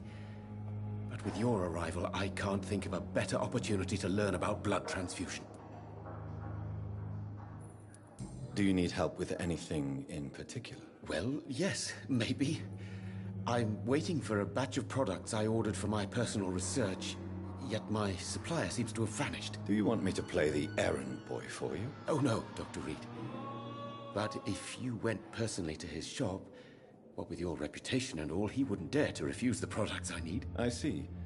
Well, give me the address, for I may pass by if I have time. You seem quite optimistic.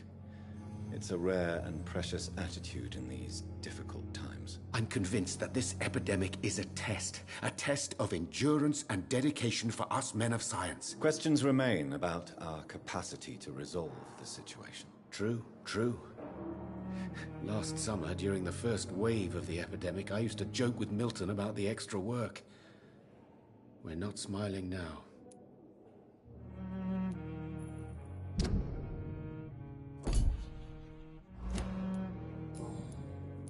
Please, could you tell me something about yourself? I'm a great admirer of your work concerning blood transfusion, Dr. Reed.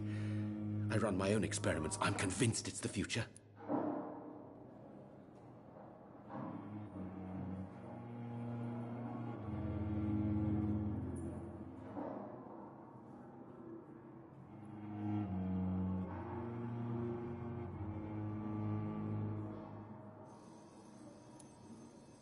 I based my technique on my mentor's research.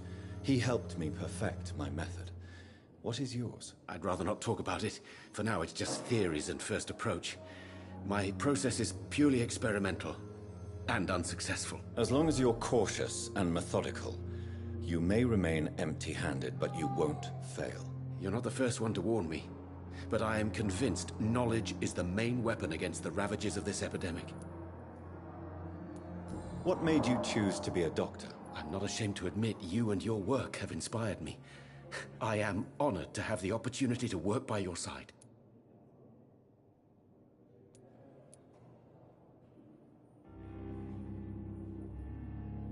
It's always a pleasure to share scientific and medical knowledge with someone eager to learn. I'll be glad to help you if I can. This epidemic may be the century's most terrible disaster, but I'm convinced that we, as doctors, are the only ones able to defeat it.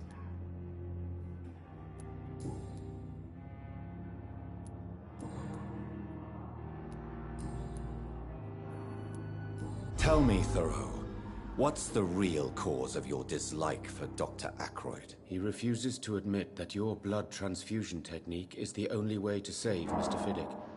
I'm convinced we must use it. What Dr. Ackroyd really said is that you lack the skill to perform this operation efficiently. Is there anything you have to say about this? It's a false conceit. Dr. Ackroyd secretly envies your reputation. His jealousy blinds him. I'm not the real target here. Tell me more about your willingness to experiment with new medical techniques. Harvey Fiddick is a patient suffering from a severe injury that could cripple him if not treated correctly. I'm convinced your blood transfusion technique could help him. What is it you really want? To save him, or to prove your point? Fair question. I want nothing but to save my patient, Dr. Reed. Especially since I know Mr. Fiddick's story. Tell me Mr. Fiddick's story. Our first diagnosis was compromised because Mr. Fiddick lied to us about the real origin of his injury. He first claimed it was an accident. But why would he hide such crucial information from us? Because he is a proud father, ashamed of putting his children at risk because of his own negligence.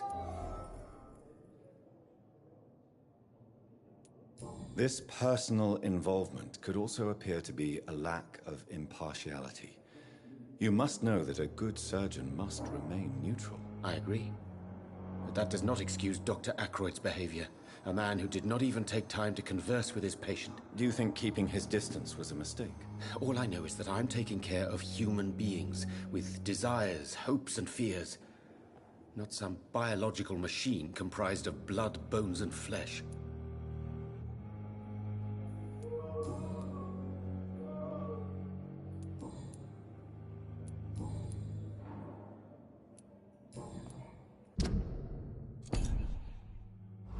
Do you need my medical attention, dear colleague? I would have been confused if anyone other than you had asked that question, Dr. Reed. But your help is welcomed. I will see you later. Goodbye, Dr. Strickland.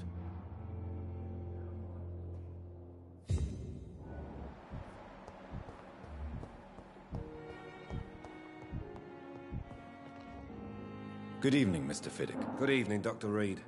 Any news about my operation?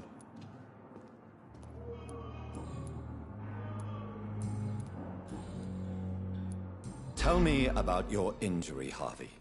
Why do you feel so guilty about it? My wife died because of me. And now I may lose everything because I've been careless enough to hurt myself. What an arsehole.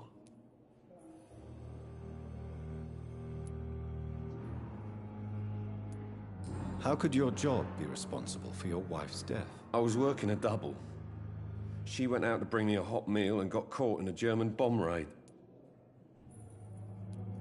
You can't hold yourself responsible for your injury, Mr. Fiddick. Unless you tried to hurt yourself. Of course I didn't hurt myself. But I can't work until my arm is fixed. My children need to eat, Doctor.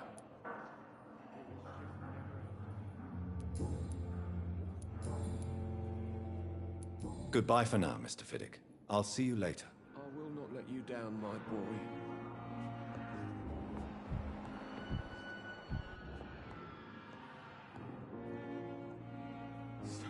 Good evening, sir. I'm Dr. Reed. I believe we're going to be colleagues. Reed? Yes, I've been informed about your arrival. I'm Waverly Ackroyd. Welcome aboard, I suppose. Does my arrival inconvenience you in some way, Dr. Ackroyd? Let us just say that I don't particularly share Dr. Swans's enthusiasm for hiring you. What we need here are reliable professionals, not overrated dabblers. What do you think of Dr. Tippett's opinion of your promotion, Waverly? Tippett is a good practitioner. Maybe just a little too attached to his prestigious position at the Pembroke Hospital. Really? That's exactly his diagnosis of you. A little too eager to get promoted? A little bit too proud? He has the right to think so. But I deserve this promotion, and I don't consider it anything but well-earned.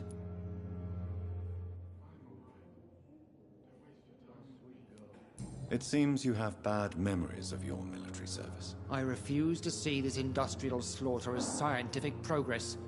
War only reveals the worst in men. We can at least agree on something, Dr. Ackroyd. I don't know what you've heard about me, but I have already proved my value as a practitioner. I don't question your skills, Dr. Reed, but your motive. Is it money, fame, or are you truly dedicated? And what exactly is that supposed to mean? I served in the war just like you.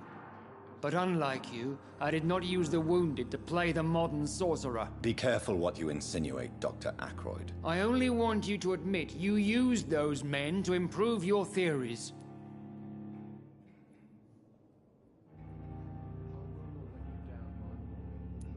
Knowledge has always been and will remain our main weapon. And it has always come at a price. And personal initiative. It is not a question of initiative. It is a question of integrity. These men and women have put their faith in us, Dr. Reed.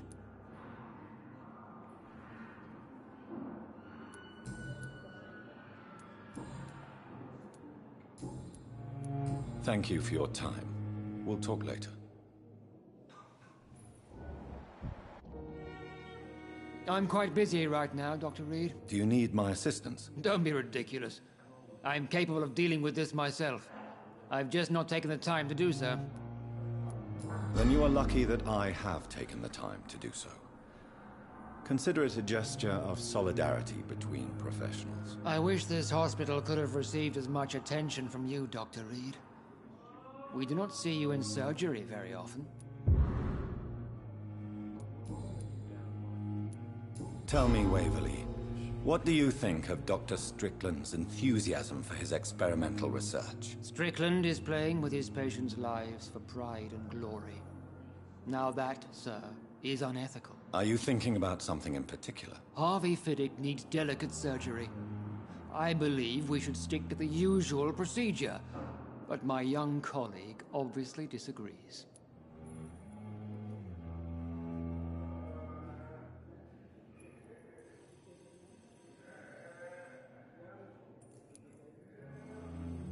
Why do you wish to lead this surgery? I strongly believe that Mr. Fiddick should not be butchered to test an unproven procedure.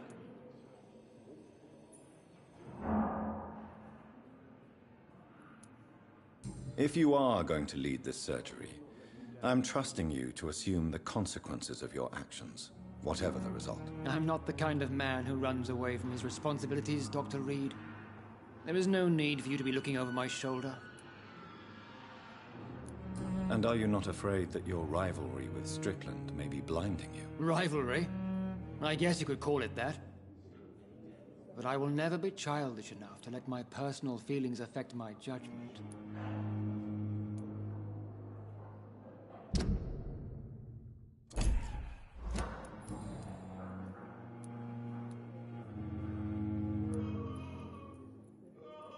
If you have a problem with me, Doctor...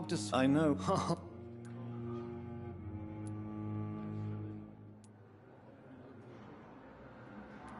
There is no need for such animosity between us. Don't you think the epidemic is already enough to deal with? That is one point we could agree on. And that is precisely why I want to be sure that you will be of help to this hospital, instead of a burden. Since your tenure in this hospital is longer than mine, perhaps you can tell me more about this place. Let's just say I'm tired of the carelessness around me. I have always respected the skills of Dr. Swansea, but over time his enthusiasm has become displaced. Carelessness? Exactly what are you talking about? We're here to save lives. The people who trust us are not volunteering for experimentation. They're here to be healed. I don't intend to run any radical experiments, Doctor. Even if I, as any good practitioner should, express an interest in pushing the boundaries of medical research. Modern medical methods were created through audacity and ego. But there are rules in our line of work, and they're here to protect our patients.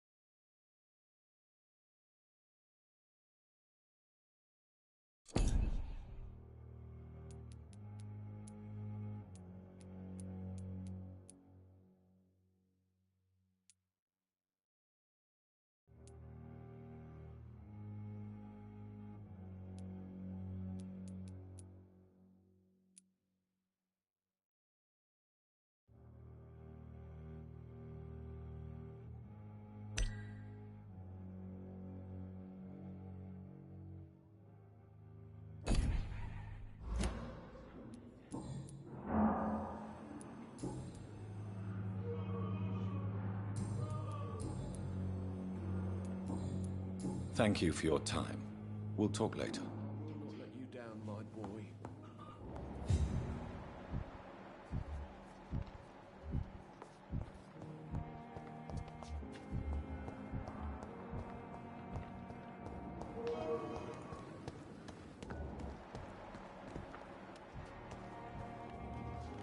Good evening, Dr. Reed. Such a pleasure to see you again. Do you need medical attention? Well, the proximity of the dead is not the most healthy company, even if the quiet can be appreciated.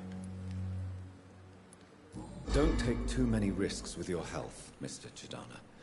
None of us are immune to this disease. And that is a good thing. Death and disease is a constant reminder of our mortality.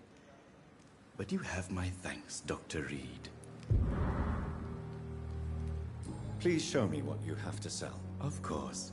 It's just trinkets and curios, really. But I'm sure they can be useful.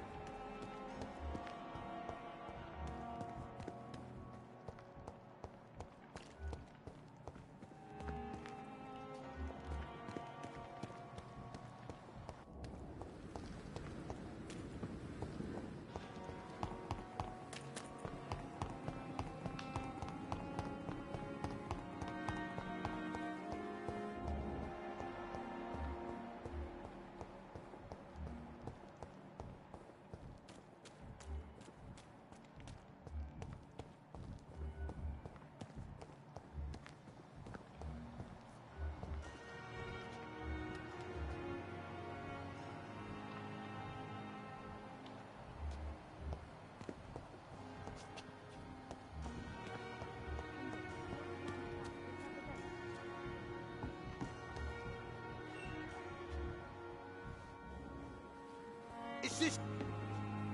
Hey, Doc.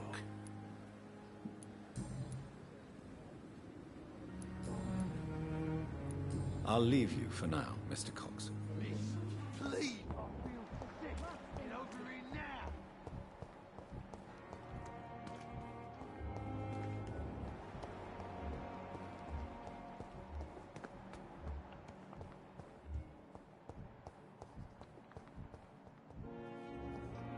Good evening, Nurse Hawkins. Good evening, Dr. Reed. Do you need medical help yourself, Nurse? I'm afraid I've contracted some illness, Dr. Reed. Not under my watch, Nurse. Take this. You'll feel better. Thank you, Dr. Reed.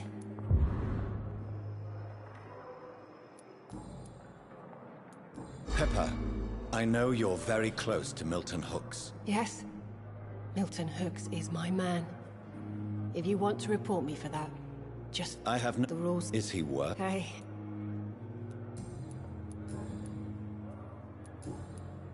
Goodbye, Nurse Hawkins.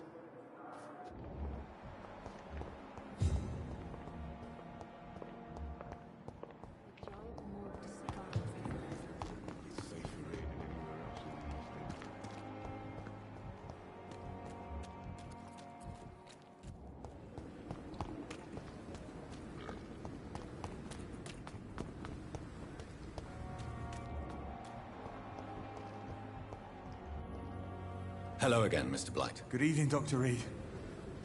You doing your rounds as usual? Do you need medical attention, sir? Afraid... Throughout history, some diseases have done more damage to armies than any weapon created by man. You were wise to be careful. You're working at the Pembroke Hospital, aren't you? That's a good enough reason for me and Oswald to go there.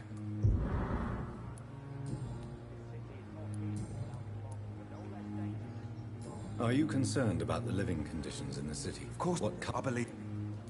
Goodbye, Mr. Blight. Take care of yourself.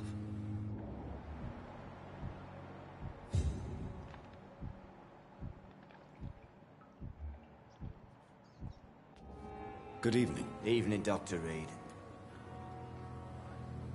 Goodbye, Mr. Thatcher. Try to take care of yourself.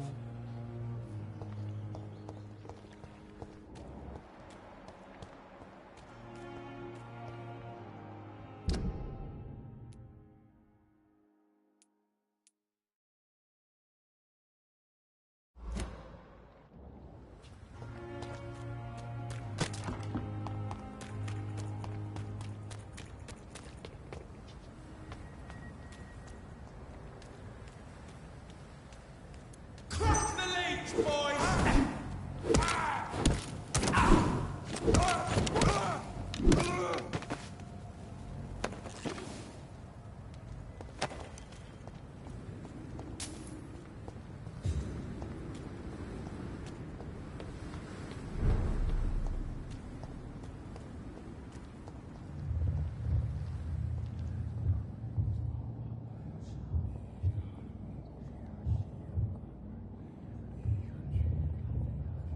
You must prepare, child.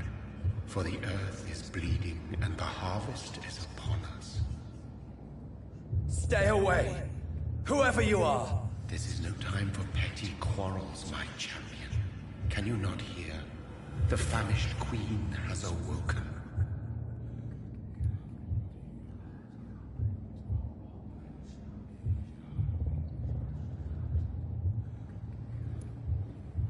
I am not your champion.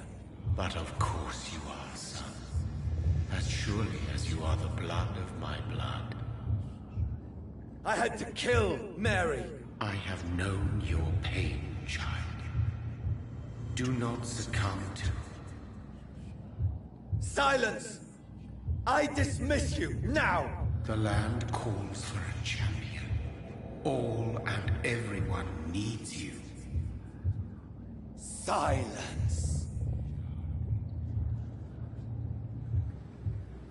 I'm tired of all these puppet shows.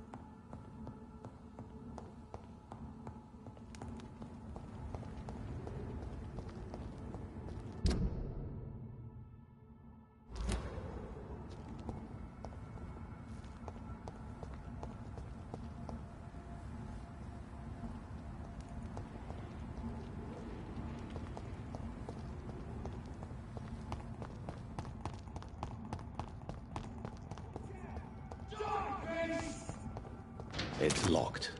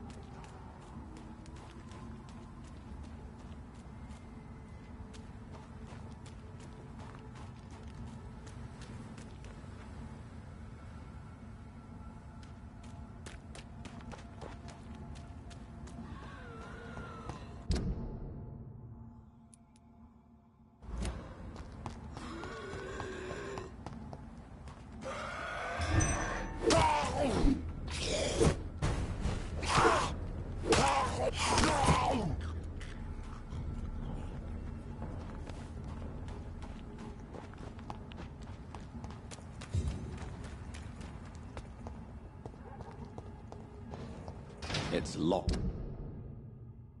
All right.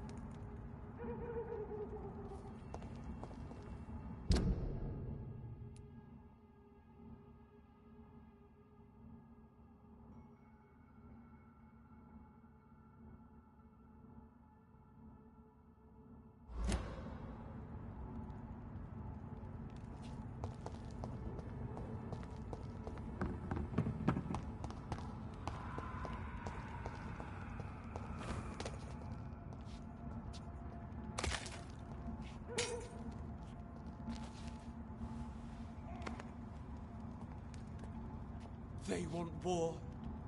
I'll show them war. Whatever this poor woman did, nobody deserves this kind of punishment.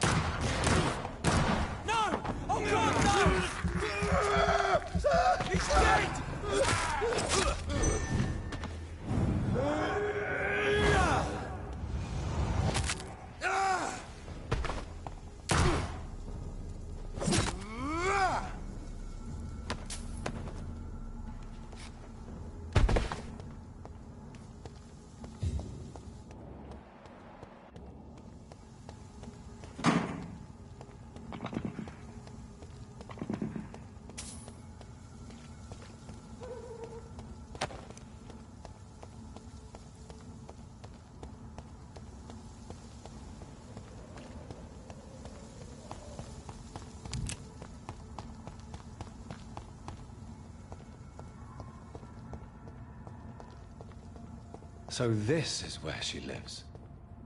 What a splendid house.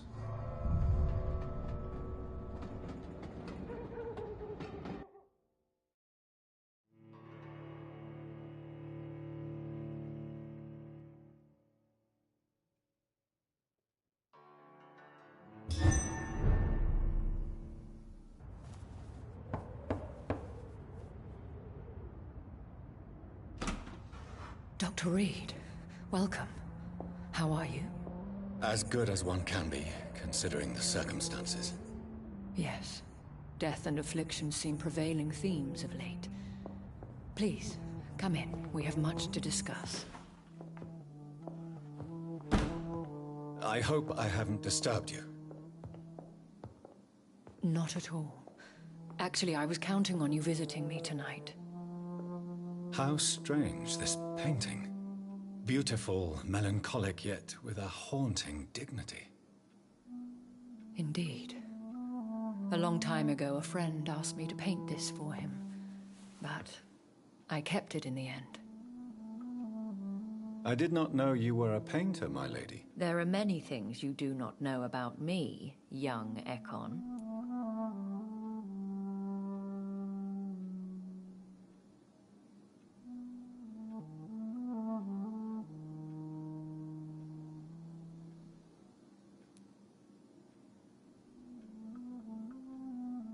Please, call me Jonathan. Please excuse my behavior, Jonathan.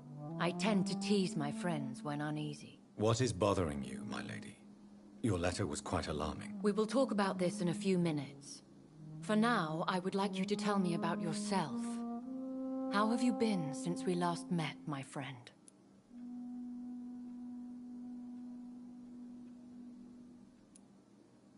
I think I should ask the questions, your ladyship. After all, it was you who invited me to settle this most urgent of matters. Fair enough, Jonathan. The situation is critical. We do not have the luxury for etiquette. Please do not misunderstand me. I would be delighted to discuss mundane matters and idle trivialities. If we survive the dark nights to come, we shall have all the time in the world to speak, you and I. For now, Please follow me, Jonathan. I must say, your house is exquisite. One of the advantages of living forever is having the time to be selective with one's furnishings. I took the liberty of having tea served. You can still drink tea. Can't keep it down, but I do so enjoy the aroma. Let us toast to make-believe. And of course to your health, Jonathan. And to yours, my lady.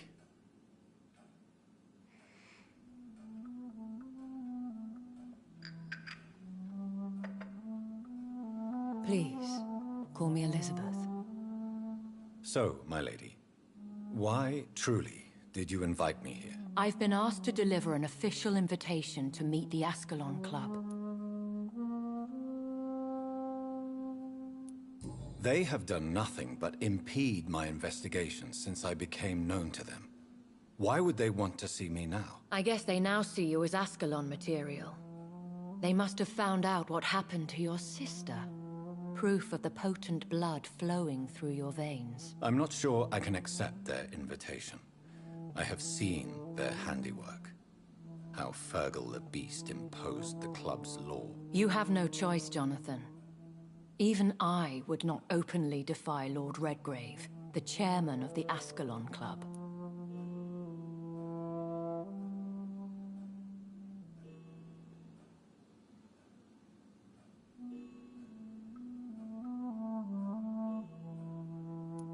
If you are convinced I must meet him, I will heed your advice. Thank you, Jonathan. I understand your reluctance to brush shoulders with London's vampire elite. But we have no choice. Is the situation that critical? Yes. The Guard of Prewen has called for a second great hunt of our kind. And they will stop at nothing to eliminate us. You should flee then. Leave London, the country even. I have seen the Guard in action. They are merciless. Your concern warms my heart, Jonathan. But fear not. If the situation gets too dangerous, I shall retreat to my secret Scottish manor. I could hide you in my luggage, if you wish. Thank you for the offer. I shall keep it in mind, but I have much to do here. There is a question I must ask you. Could Lord Redgrave be my maker? I doubt it. If Lord Redgrave had made you his progeny, he would not have seemed so surprised when you demonstrated the strength of your lineage. One day soon, I will have to find the answer to this mystery. And I shall help you in your research, I promise. For now, you must go to the Ascalon Club and play their game. Will I see you again at the Pembroke Hospital? No. You will find me here if you need me. I shall conduct inquiries alone, and we can then share our discoveries.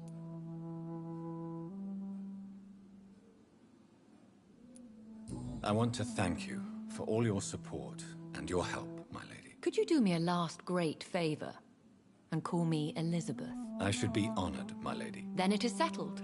Finally, some good news in these dark hours. Thank you. I appreciate the advice. I had best prepare myself to meet this Lord Redgrave now.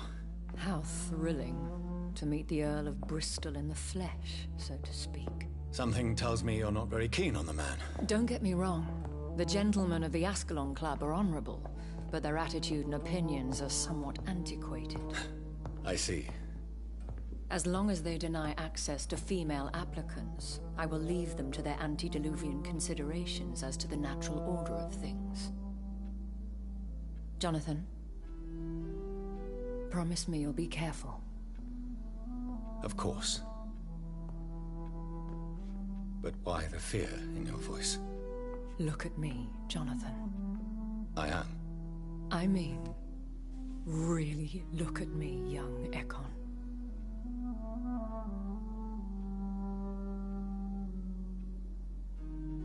We may be deceptive by nature, but this heart of mine has always told the truth.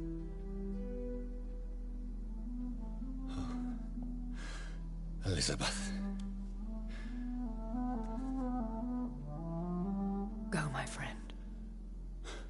But come back to me soon.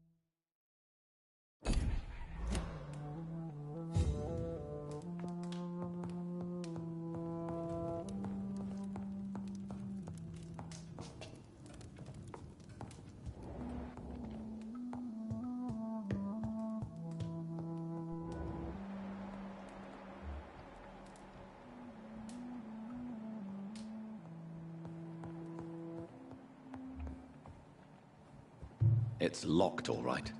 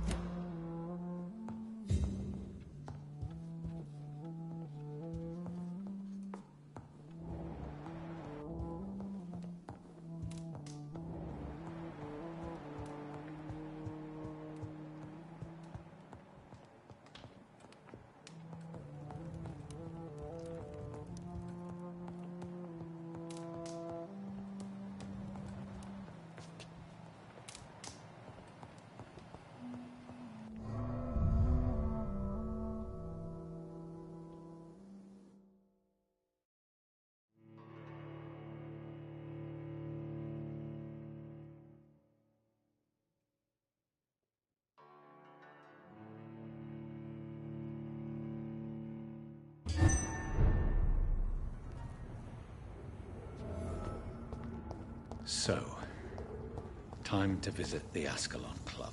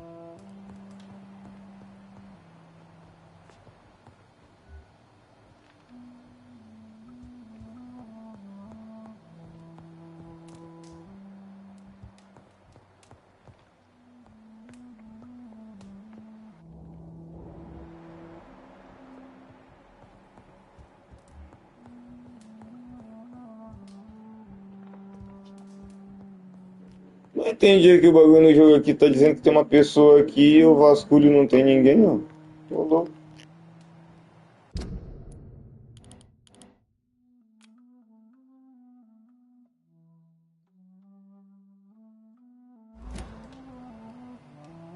Ah, entendi. É um novo diálogo, não uma nova pessoa.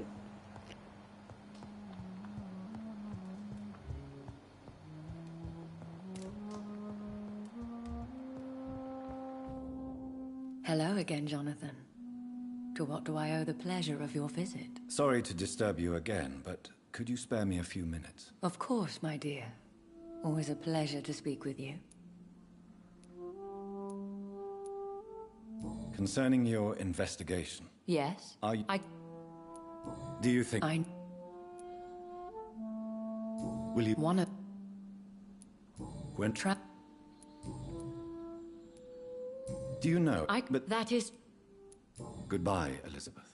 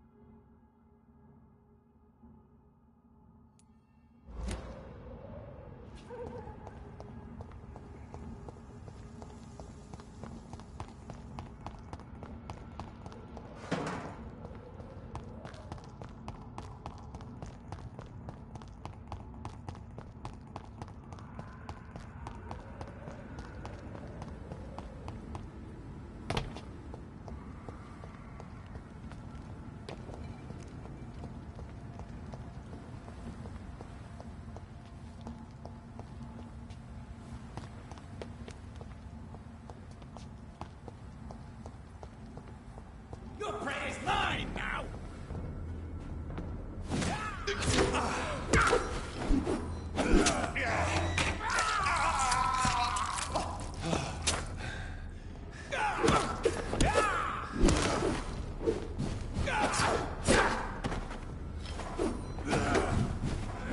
Don't you know better?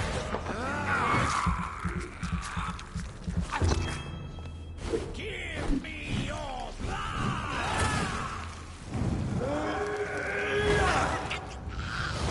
You Londoners are no match for me!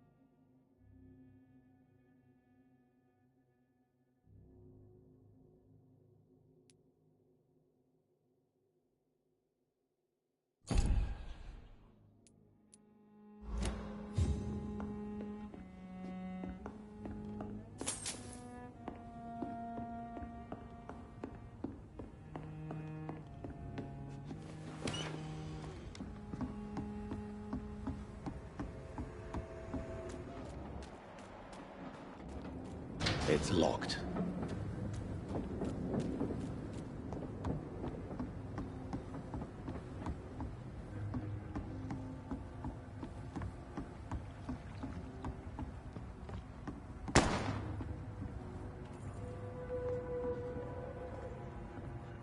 Perhaps we should have listened to what the idiot had to say first. You again. What do you want?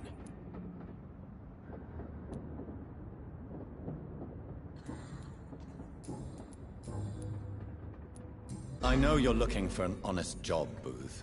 You're tired of this criminal life, aren't you? It's just an idea. Edwina loves to run things so much. You can never really leave the gang. Wet boys for life, you know? Have you heard anything about Sean Hampton's shelter? That bastard's become something of a holy man these days. And someone should remind him who really rules the docks.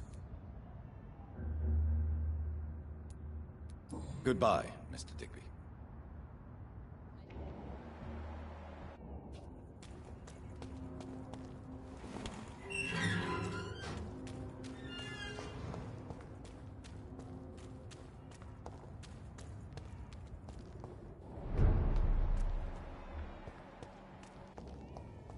Stupid beast! Watch yourselves! There's one of them! He's dead!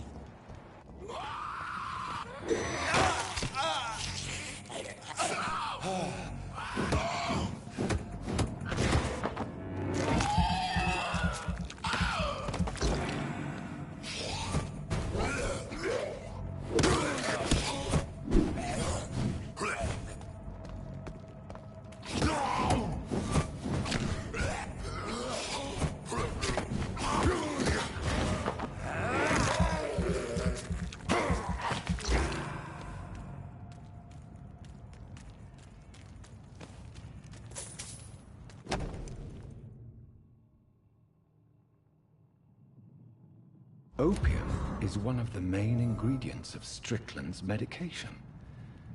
Never a good move.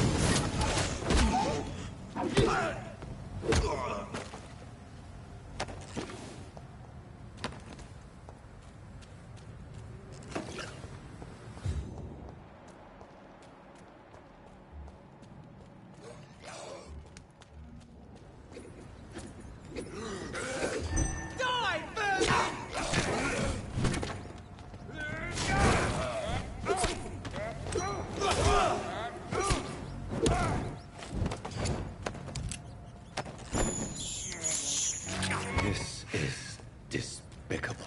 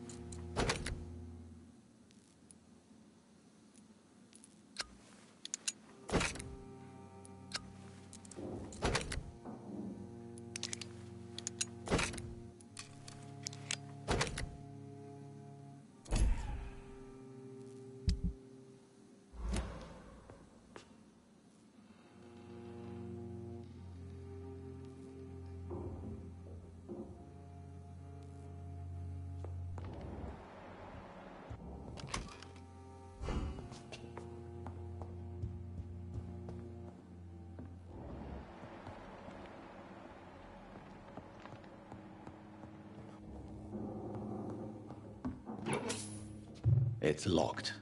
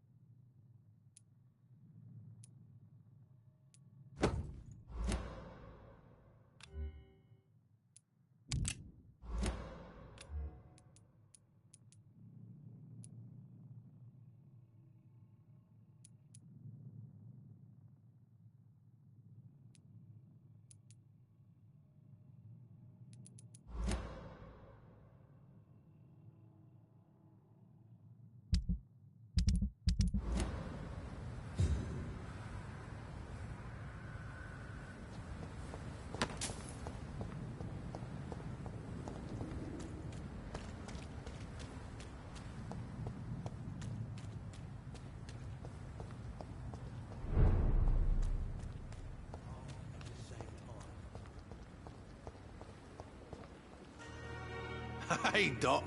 You're lucky to be alive, Mr. Cox. I hope you're starting to take better care of yourself. This place is full of sickness and decay. How could I get better in such a dump? Consider yourself lucky that I'm treating all of my patients equally. But don't push your luck. Don't play the innocent with me. I'm sure you have good reasons to act this way. And also weaknesses that can be exploited. I'll leave you for now, Mr. Cox.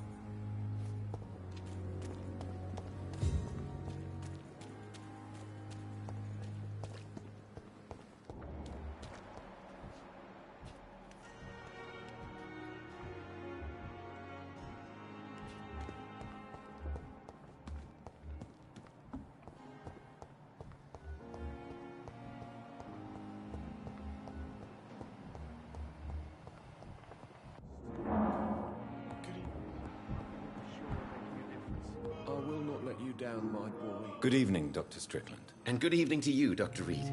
Can I be of any help? I located the shop, but it was vandalized, and the owner is missing. All I found was your order. I was afraid of such bad news. People are so desperate they're ready to burgle a shop for drugs. That's quite a list you ordered. Opium, sodium hypochlorite. It can't be just headaches you're trying to cure. This dreadful influenza, of course. I already ran some tests on hopeless cases. Without success, I must admit. Do you realize you could create a lethal poison without the correct dosage? Then there are the legal ramifications. Is this not true of any medical substance, Dr. Reed? However, if you would agree to improve it, I'd be glad to accept your help. As long as you promise to be scrupulous with your experiments, I may try to gather these substances, and even help improve upon the mixture. That's all I'm asking for, Dr. Reed. That's all I'm asking.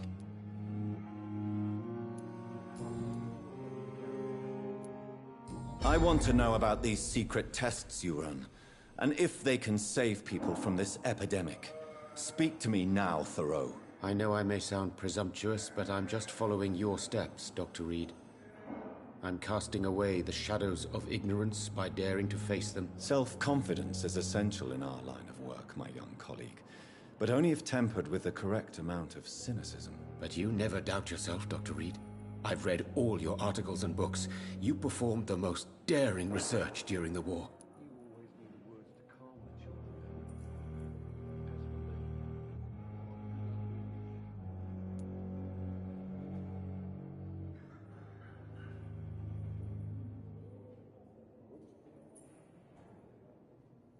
Don't you think we have enough work already?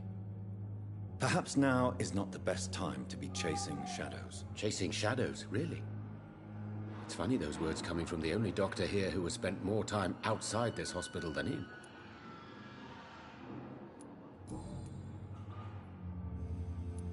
Goodbye, Dr. Strickland. I can't let Strickland put his patients at risk with opium. Perhaps an adjusted formula will deliver more of a placebo effect.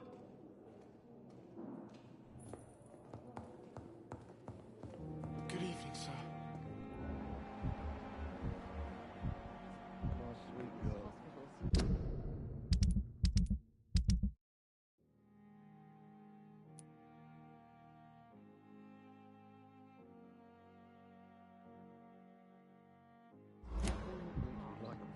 But in the circumstances, I'm willing to give you the benefit of the doubt.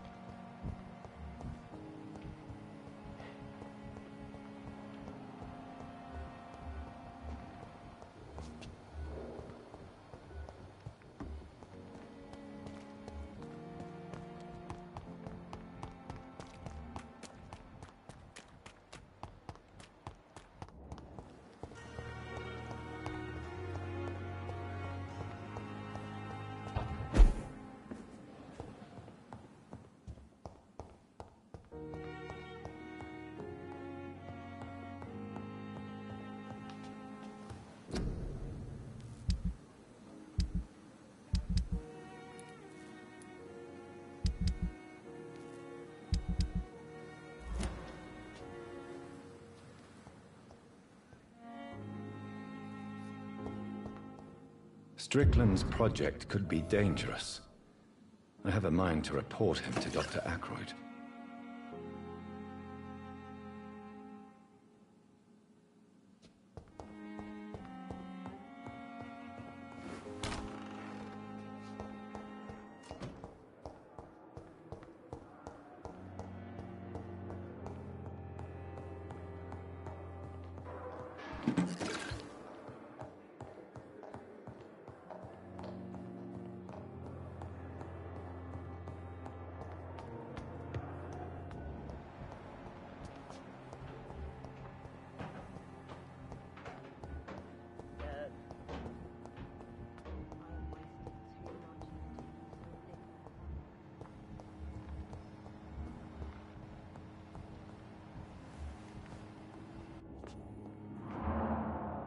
I'm quite busy right now, Dr. Reed. I know that you're a busy man, but I could use your help and advice. The great Dr. Reed honors me with a request. What is it exactly? Dr. Strickland devised an experimental drug for the Spanish flu that he asked me to manufacture. You know what I think of fringe medical experimentation? That's exactly why I want you to keep the result, Doctor. I made sure it won't harm anyone, but I'd like you to take care of it. I see. Put it in my cabinet. I'll give you the key. I'll make sure no one uses this medication by mistake. I'll do that. Thank you for your help, Dr. Ackroyd. Thank you for your trust on the matter, Dr. Reed. Thank you for your time. We'll talk later.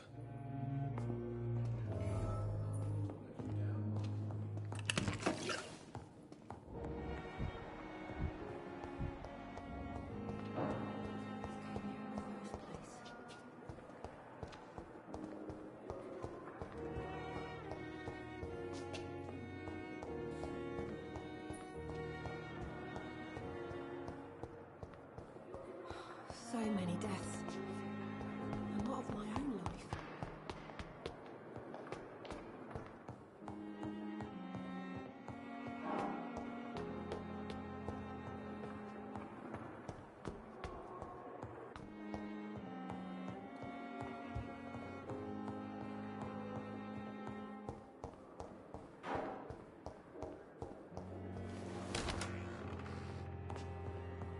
It's locked, all right.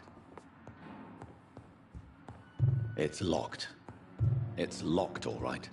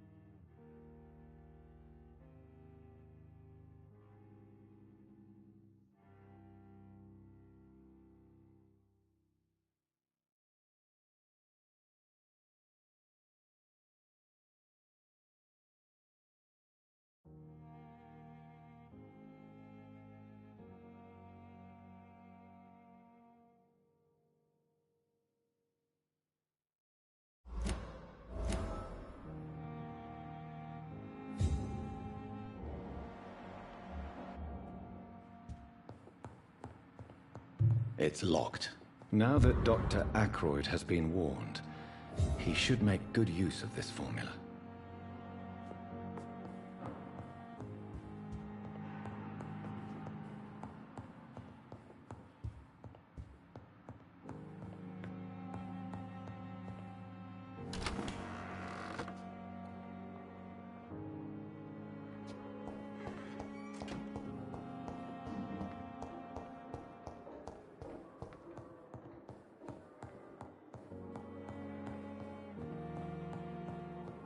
o outro cara vai ficar comigo. Porque se esse outro melhorar a fórmula, ele pode meio que alegar que foi ele que criou a cura, né? Meio louco isso. Mas vai ser sugado.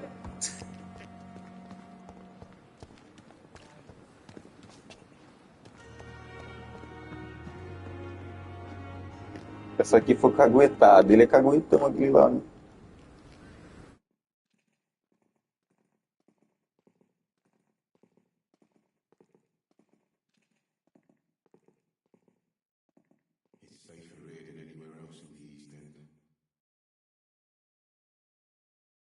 Good evening, Nurse Brannigan. Good evening, Doctor.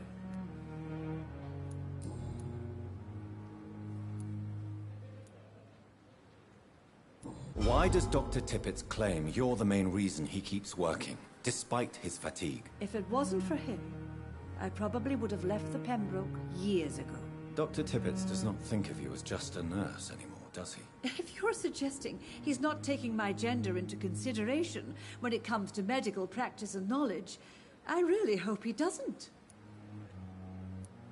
According to the report I read, your unprofessional conduct put a patient in danger, Gwyneth. That's not true. I know when my patient's life is at risk, and I'm more competent than a lot of doctors that I know. Problem is, I'm a woman. I don't see what your gender has to do with your abilities, nurse. Yes, nurse. Because I'll never be a doctor, no matter what my skills. I could make a decision that could save a life, but oh no, that's unbecoming conduct.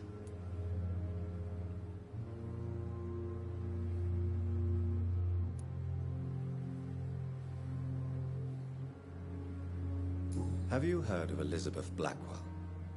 She was the first woman listed on the UK Medical Register. Change is slow, but it will come. And you will always have my support. To have the right to study shouldn't be determined by sex, skin, or wealth. That's all I'm saying.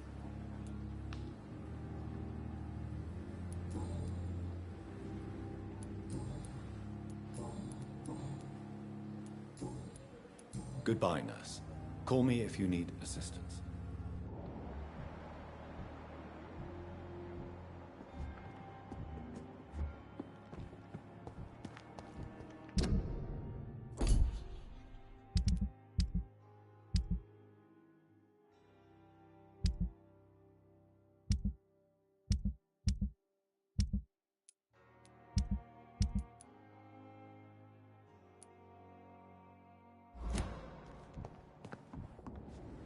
Good evening, Milton. Good evening, Doctor. Still trying to save lives?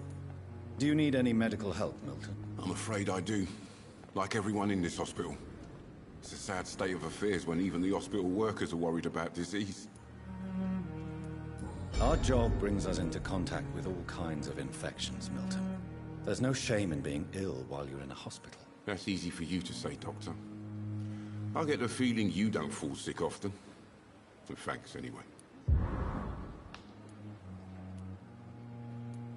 I'd like to see your goods. Wise choice, Dr. Reed. A reliable gun is what everybody needs these days.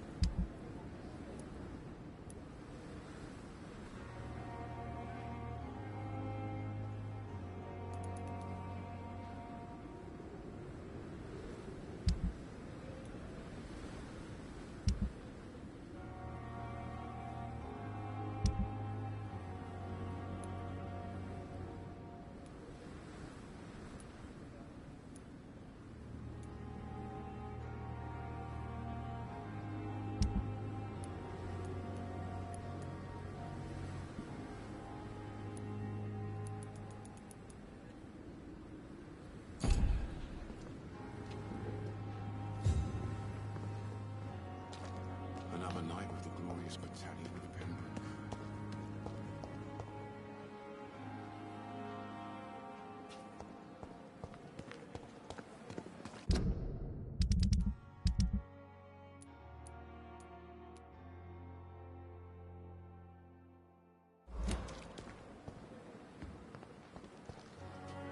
Good evening, Milton. Good evening, Doctor. Still trying to save lives? Do you need any medical help? I'm fine. Goodbye, Milton.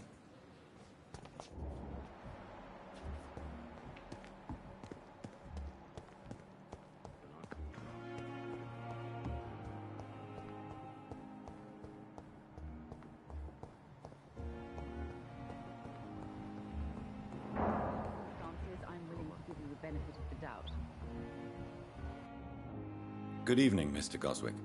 How are you? I'm okay. I've read your letter, Mortimer. You wrote about an unbearable feeling of despair, while the world crumbles around you. Tell me more about it. There's nothing more to say, really. It's hurtful, it's unbearable, and I don't ask anyone to understand what I feel. Falling apart. But in the circumstances, I'm willing to give you the benefit of the doubt.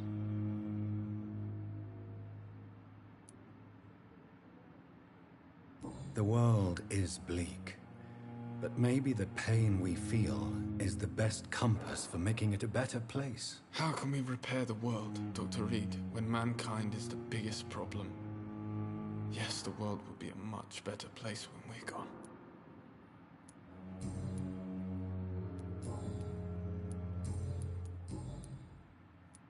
Your medical report says you're not affected by the Spanish flu.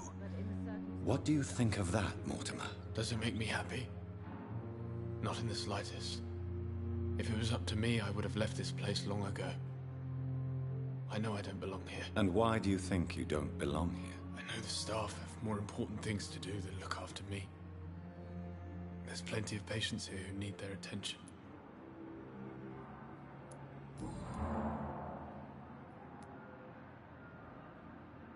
Do you need any help? I'm afraid I may, sir. I don't mean to be a burden. You are not a burden, sir. Healing you is my responsibility. And you have my gratitude for that.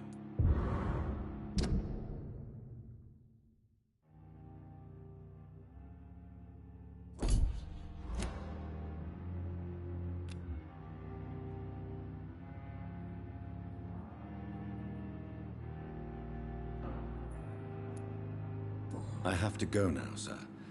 But don't hesitate to contact me if you need any help. Seems to be falling apart. But in the circumstances, I'm willing to give you the benefit of the doubt.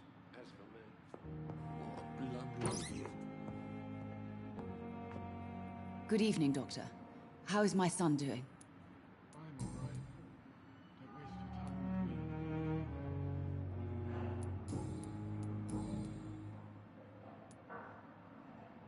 I've read your son's medical report, Beatrice. It's not the flu or anything life-threatening. What has you so worried? He was at death's door when he was brought here. I just want him to be better as soon as possible. He's not out of the woods yet, you know. He might need to stay here longer than expected. Take care of him then, Dr. Reed. People here only seem to focus on contagious patients. I worry my poor Mortimer will be neglected.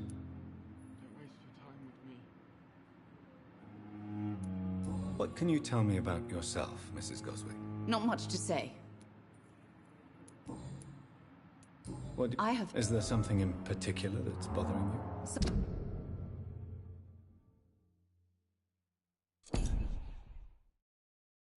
Some of the staff were not especially welcoming.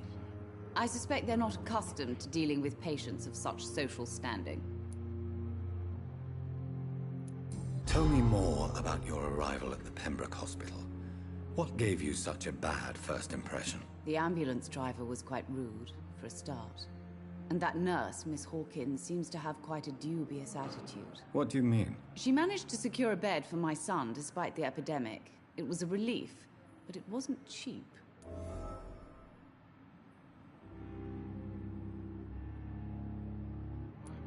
She charged you for a bed? Yes. And I paid without question, considering the urgency of the situation. I share your concern, Mrs. Goswick. Be sure that I'll talk to the people involved. I don't expect compensation, Dr. Reed. But I'm aware such behavior would not be tolerated in other hospitals.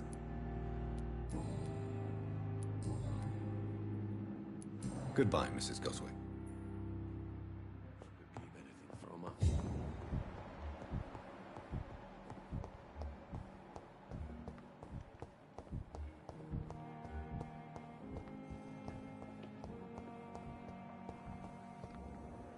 Good evening, Nurse Hawkins. Good evening, Dr. Reed.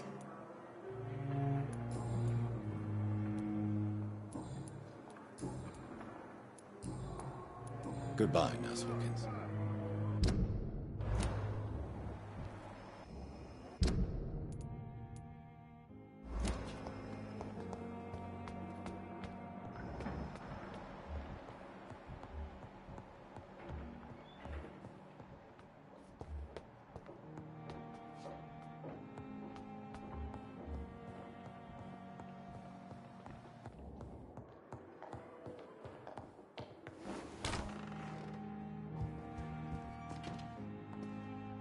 Hello, Jonathan.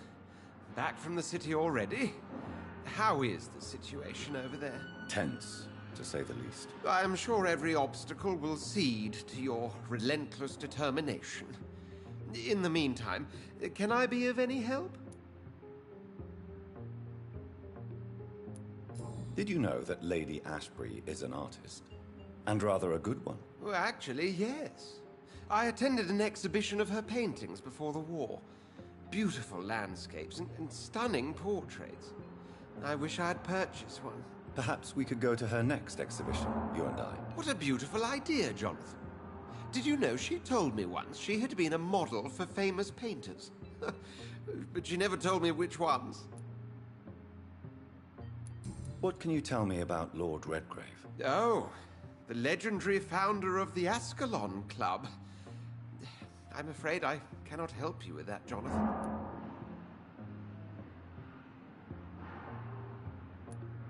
So you do know him? All the Brotherhood knows about him is highly confidential. He is dangerously intimate with the royal family and Britain's inner circles. Are you afraid of him?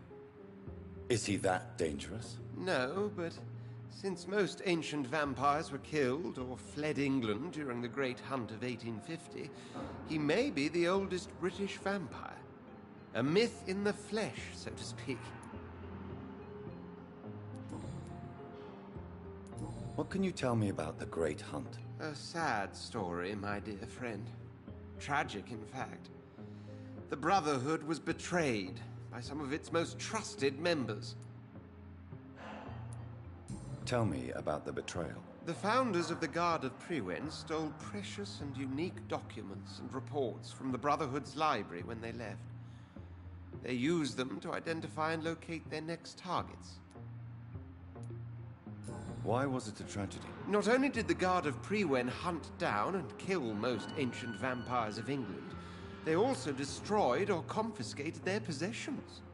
Priceless knowledge was lost in just a few nights. I shall return later. Thank you, Edgar.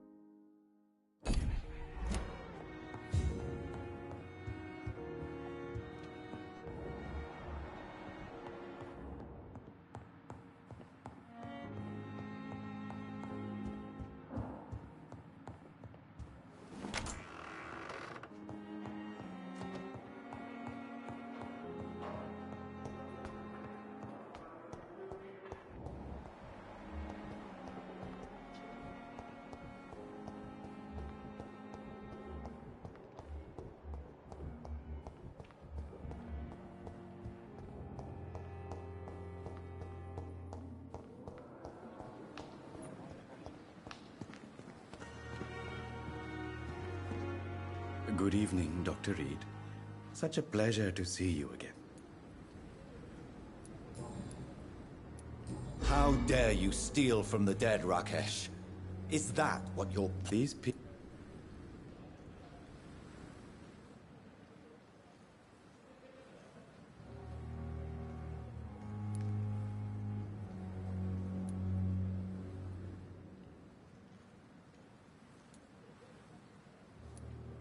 You may be right, but you'll go to jail if you're caught. If ever I have to go to jail, I'm sure I'll find a way to help people there, too.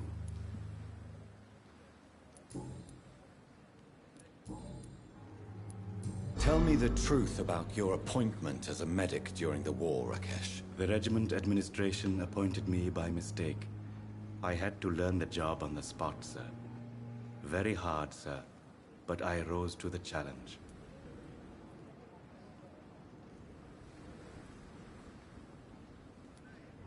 You can't impersonate a doctor.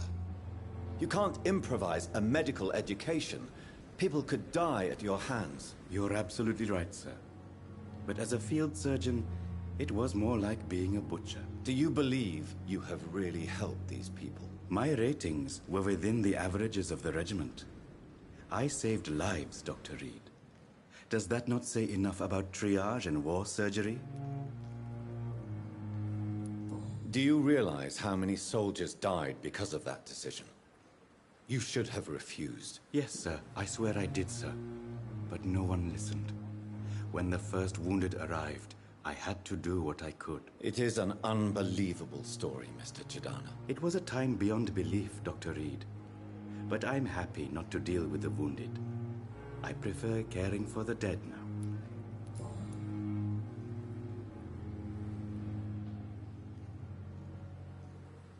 Have we met before? I don't think so, sir. Why? When we first talked, you said you were glad to meet me since I was reported dead. A funny story, sir. Your sister came here a few nights ago. You were missing, and she was looking for your body. She must be very relieved now. Are you afraid or uneasy being surrounded by so many corpses? Why should I? These bodies are empty vessels. Flesh left to decay. Poof. No soul anymore. All gone.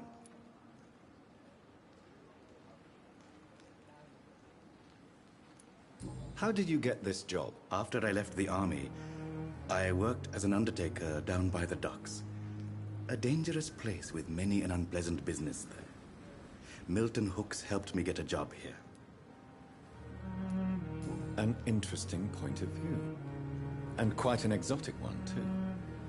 Most people fear, or at least have a respect, for dead flesh. Sir, as a medic during the war, I learned to face my death and the death of others. It's the pain we have to tame, not death itself.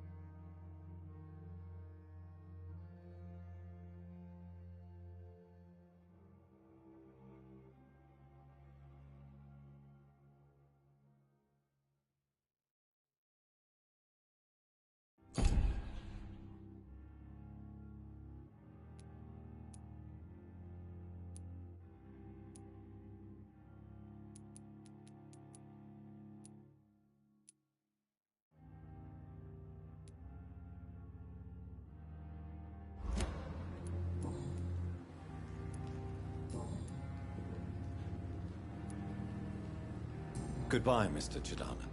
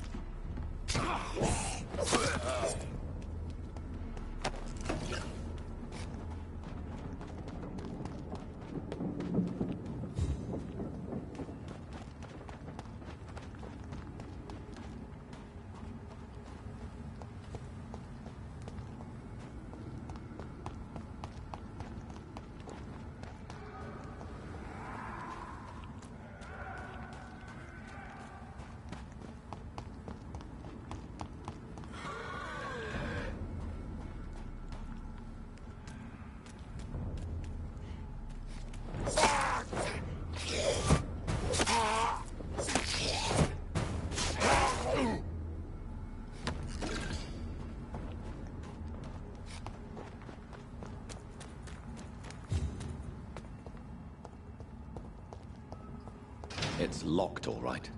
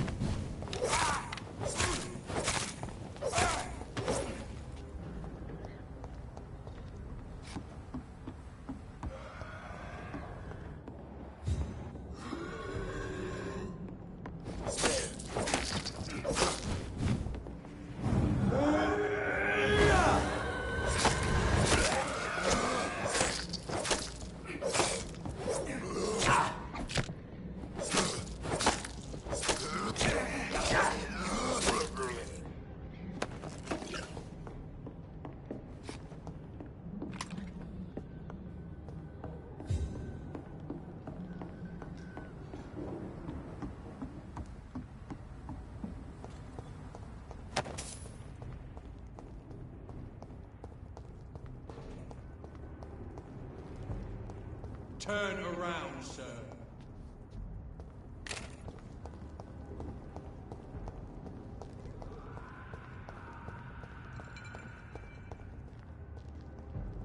It's one of them! I'll kill you! Yeah!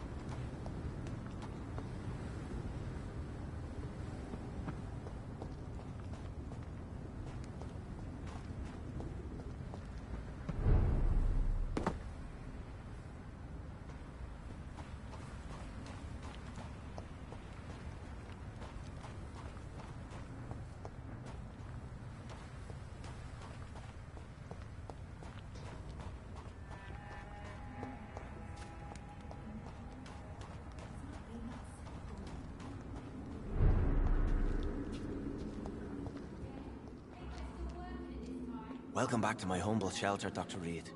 Are you here to subdue me again? No, Sean.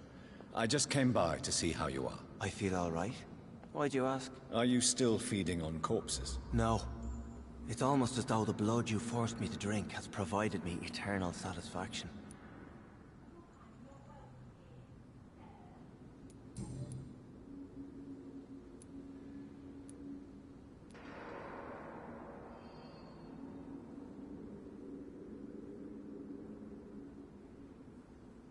Would you let me listen to your chest, Sean? No, Dr. Reed.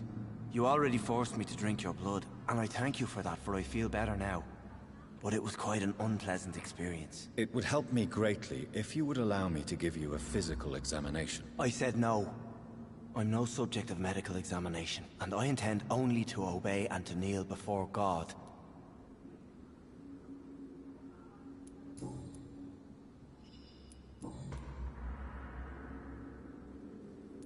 How are things in your shelter? Between the mortals and the immortals, I mean. Even if we're all children of God, I've always maintained a strict frontier between the two communities. What if food became scarce? Wouldn't the immortals in your flock be tempted to feed on the living? Wouldn't you? The Scals can feed on the dead, Doctor. And until Judgment Day, mortals will continue dying. What do you fear? A few years ago, a Skal decided to pay a nocturnal visit to my sleeping customers. He got caught licking their necks in the dark. Since then, I have added a lock to the door.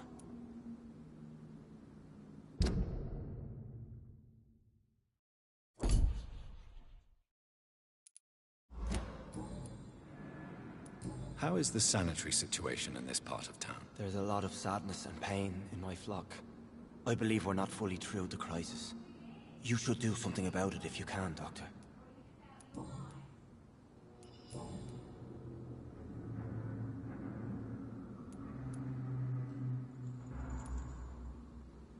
How did you meet old... When you... Had you already visited their hideout in the sewers? Just once, and very briefly. Most of them are very discreet, and they see me as an outsider, even if I protect them. You really are... Oh. Have you... No. But... I just... What? We ran... What? I get... Farewell, Sean. Take good care of your flock, and of yourself.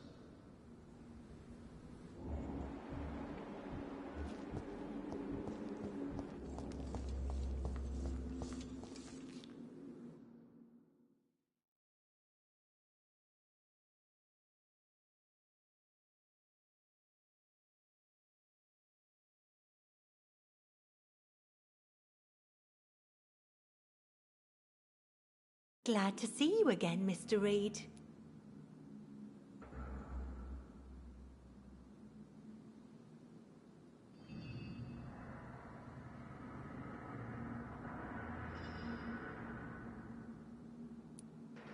Do you need my medical attention, Miss Paxton? I can keep going, Dr. Reed.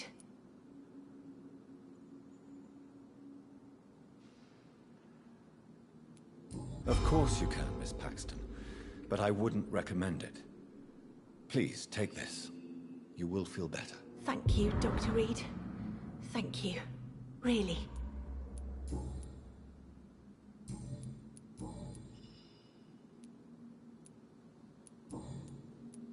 Goodbye, Miss Paxton.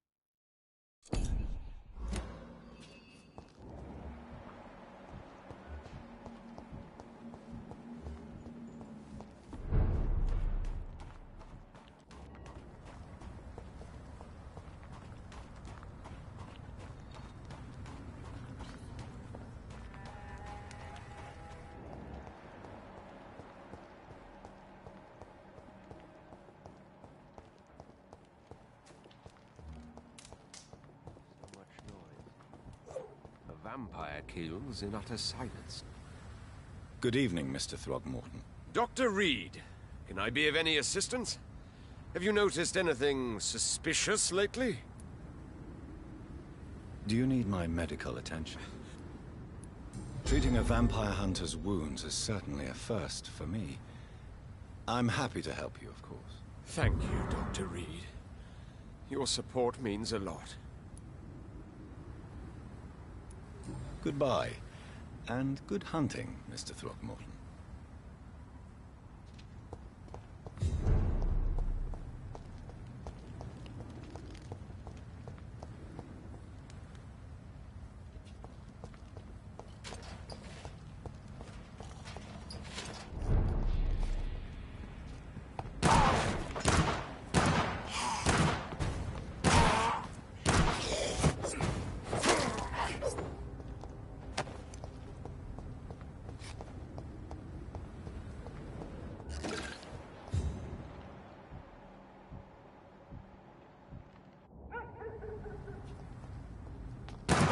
What is that?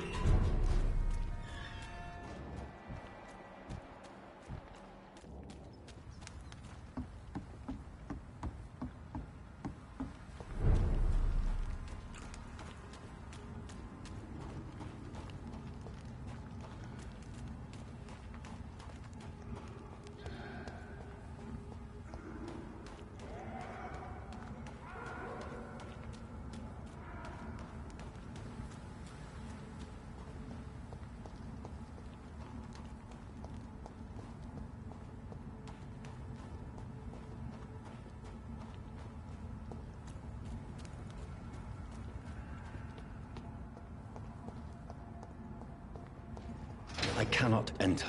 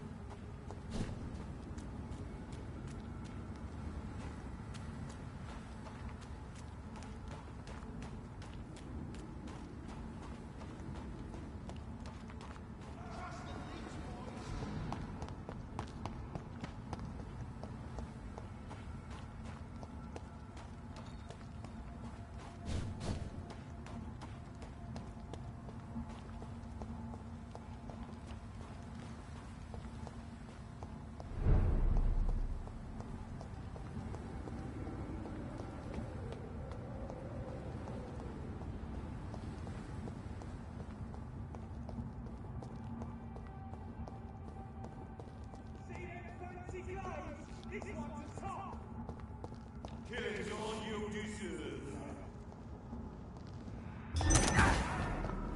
Steady, boys! We've got one of them!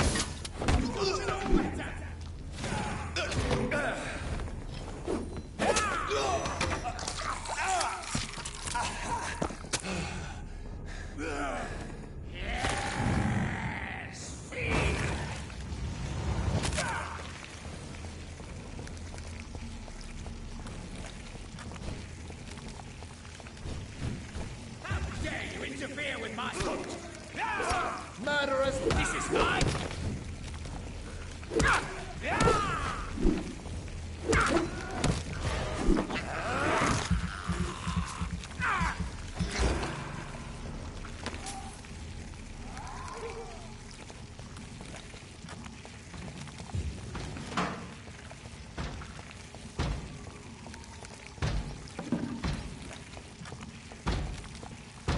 You're mine, vermin! I hear leeches.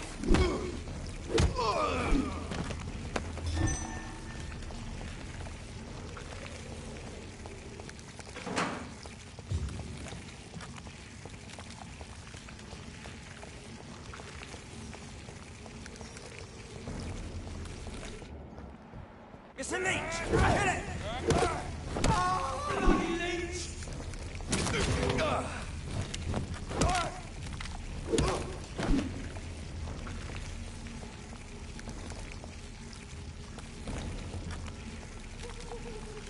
Steady, boys!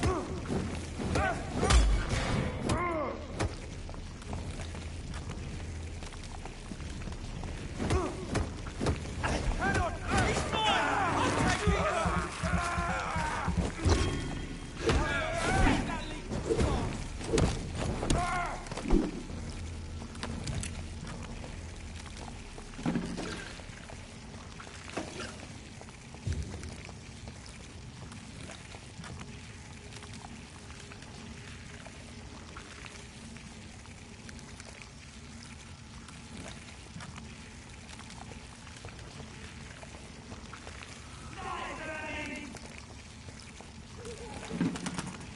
Leech spotted! Watch out, boys! He's done for! Your prey is mine now!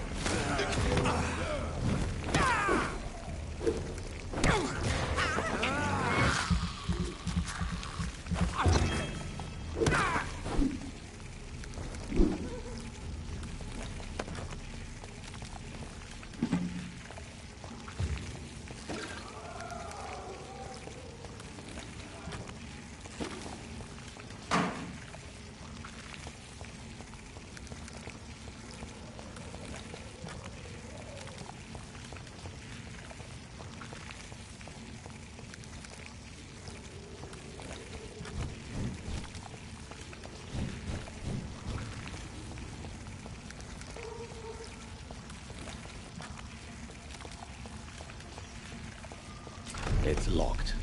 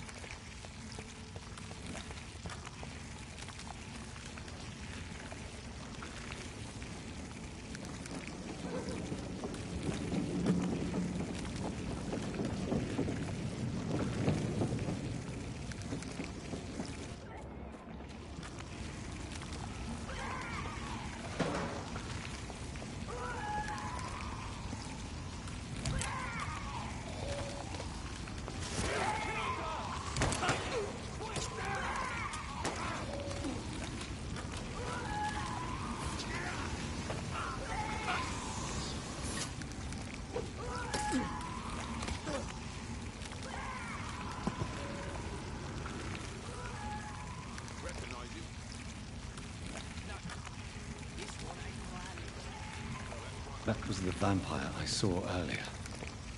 This war takes no prisoners.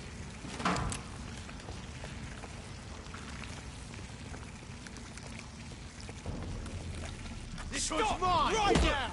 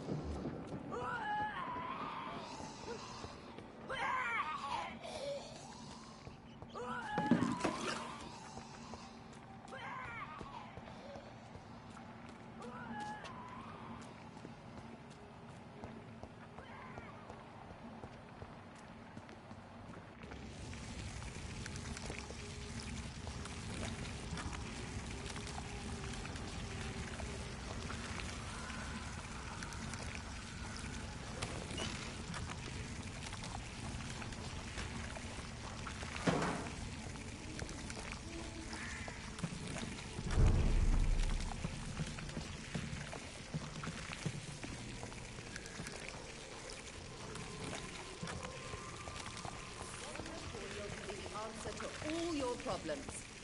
As long... Good evening, my dear colleague.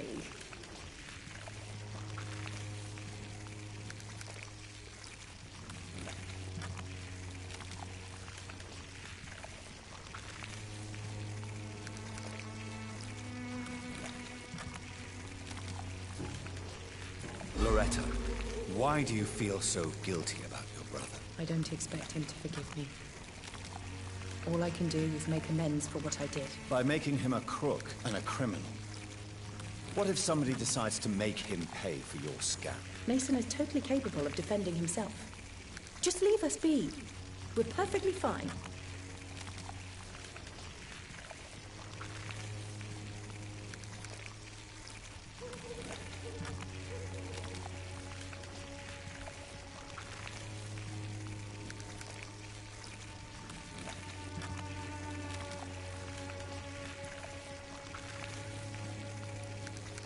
You're fools.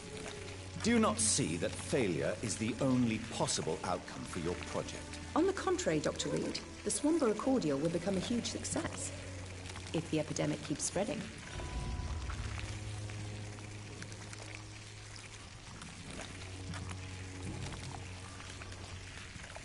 I'd like to see what...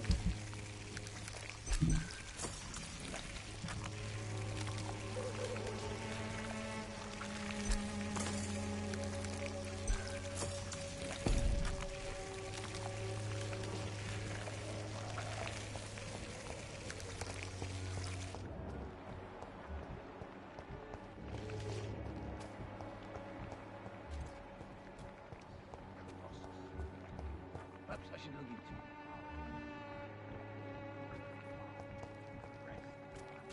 Who distributes flowers this time?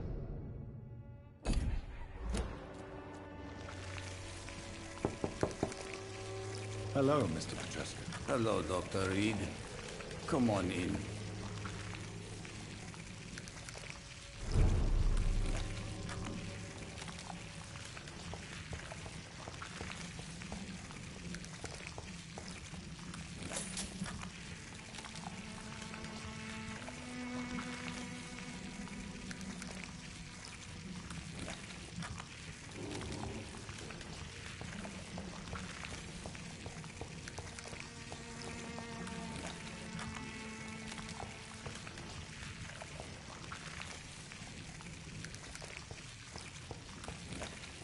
It's locked, all right.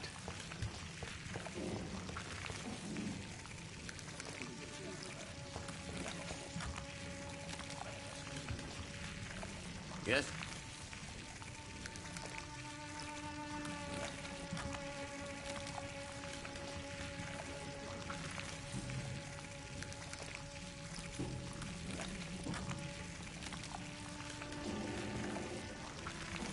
Tell me everything. Do you need some help? Well, I think you do.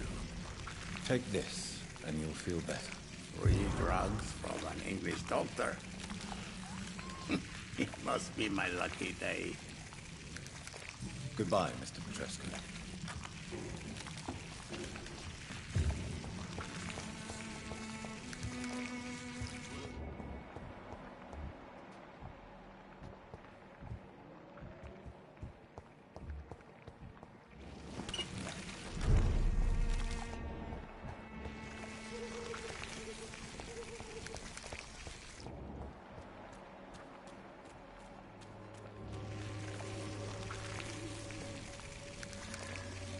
It's locked, all right.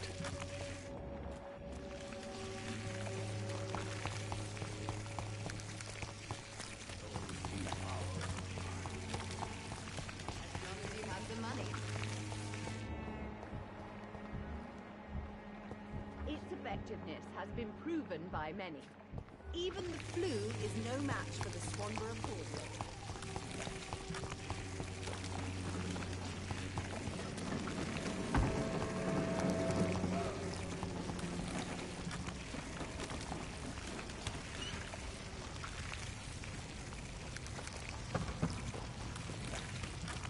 The West End. Never have I felt so sad to be back home.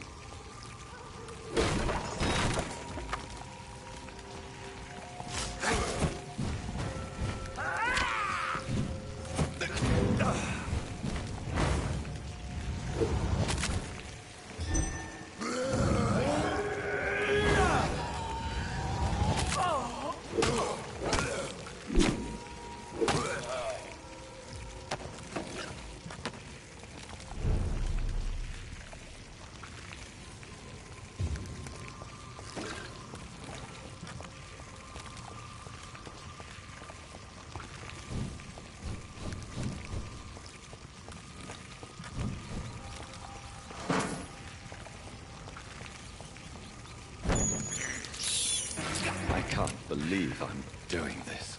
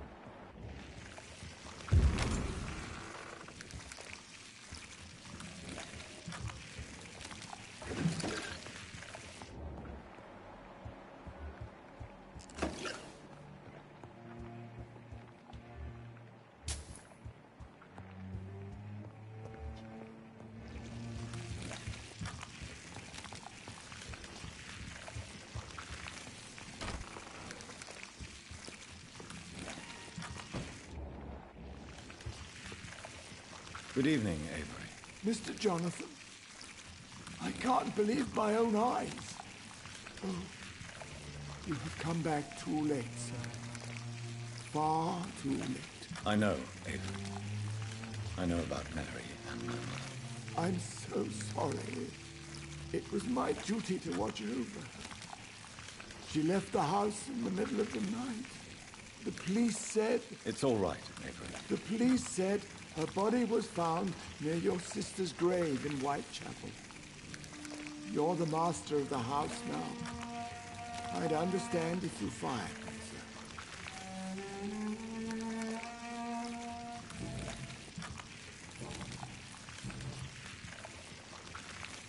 What are the arrangements for my mother's funeral? There will be no funeral, sir. No ceremony whatsoever, because of the sanitary situation. Where is her body, then? I'm afraid your mother's body was moved to a mass grave somewhere. I have no other information. Civil service is paralyzed, sir. London is crumbling down.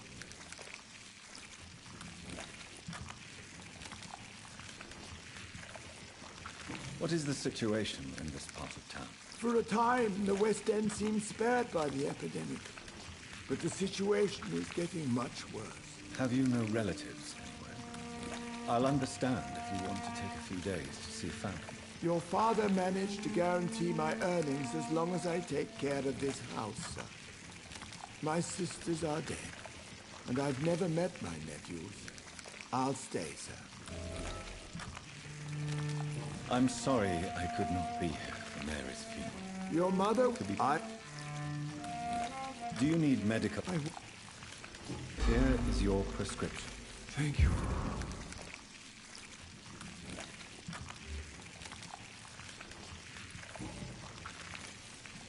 Tell me the truth, Avery. Do you feel forced to stay here? Would you leave this house without the arrangement made by my father? No, sir. I have nowhere else to go. And I promised your father I'd take care of his family as long as I live. This house is dead, Avery. There is a curse on this family. You really should consider leaving. If only you could have been here sooner or more often. Maybe this house would not be that empty. But you're here now, sir. So my task is not over.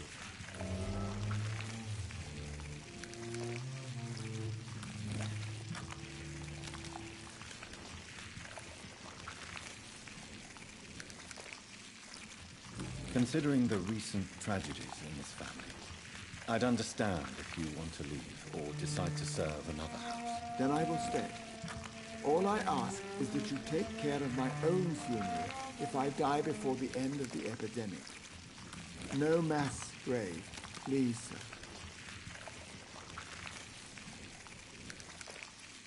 Do you really think I neglected my mother, Avery? Yes. I see. Well, please go on. Speak freely. It's not as if there is anything left to treasure in this house. Just like your father, you always had this capacity to focus only on what interests you. It surely helped you become a great doctor, but not such a great son.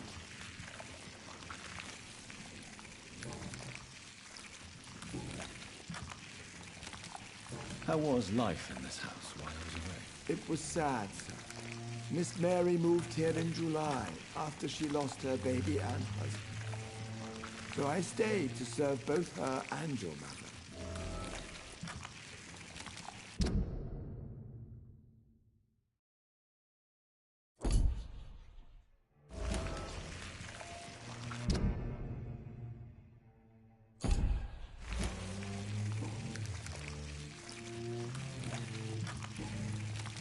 Thank you, Avery.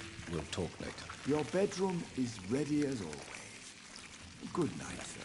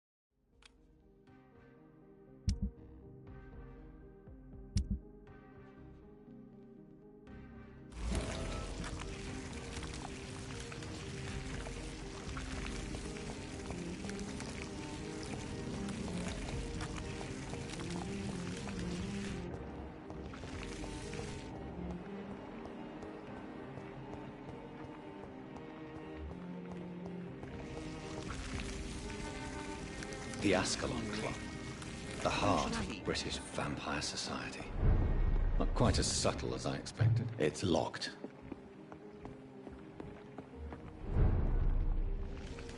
Good evening, sir. Please forgive me for disturbing you. I'm a doctor. I never judge a man by his title, but by his attitude. And you are not disturbing me at all. I am Calhoun Russell, and I welcome you. Well, I must admit it's good to receive a warm welcome for once. I'm Jonathan Reed. Welcome, Dr. Reed. Welcome to my humble shop.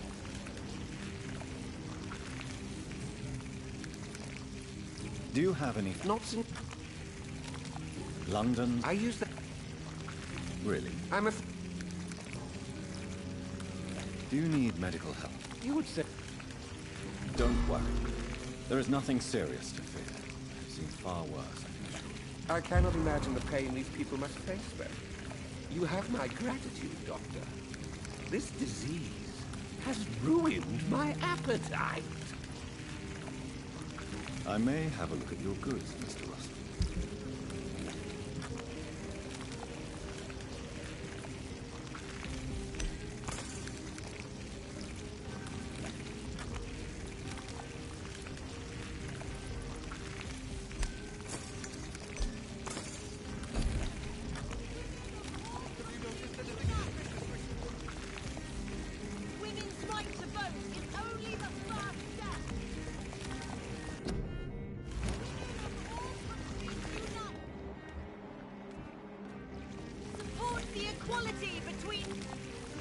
Good evening, miss. Oh my god, no. Please, Mr. Vampire, don't kill me. Please, no. I'm too young to die. I still have so much to offer this world. Wait, no. Why do you think I would... What? Don't worry, Dr. Reed. I know you wouldn't harm me. Mother told me you were in this part of town and might drop by. Your mother? My name is Charlotte, sir. Charlotte Ashbury. My mother taught me long ago how to recognize the signs that betray a vampire. I understand she also taught you how to tease and gently mock innocent young echoes. It's a pleasure to meet you, Miss Charlotte. Do you need my medical attention, Charlotte? I am fine, Dr. Reed. Your mother has refused to turn you into a vampire. Tell me more about it. Each time we argue, Mother expresses the same fear. She wants me to remain alive and full of joy, rather than become melancholy and immortal. She claims you can't have one without the other. It's pure selfishness.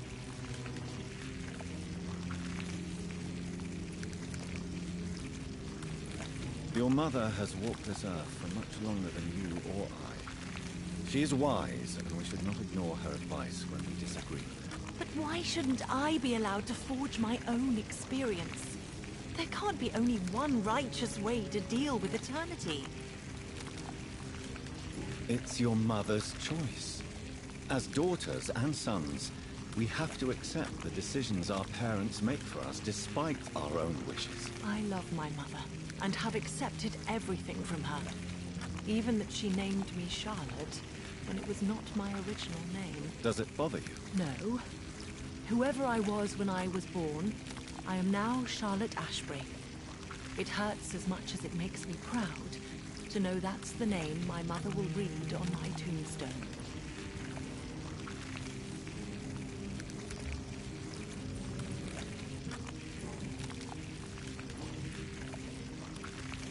What do you think? I was ready.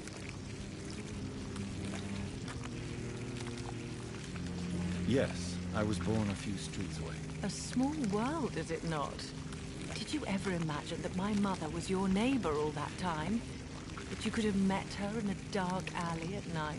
You won't trick me twice, young lady. We both know Lady Ashbury never hunts or attacks prey at random. Come on, Doctor. Don't tell me you never thought about that possibility. Her fangs on your neck. Oh, are you blushing, Dr. Reed? Is there something that's... Too much selfishness and... Even if that's partly... I suppose... What exactly has your mother told you about? Your name and profession, obviously.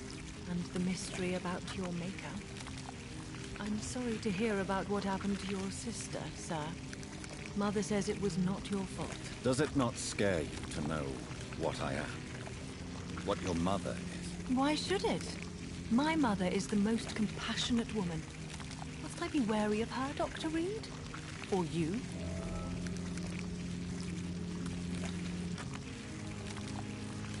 Of course not. You have nothing to fear from me, or your mother. Good to know. And don't worry, my mother told me everything I need to know about vampire tricks, their nature as well as features. Your mother is not like any other vampire I've known. I believe she thinks the same about you, Dr. Reed.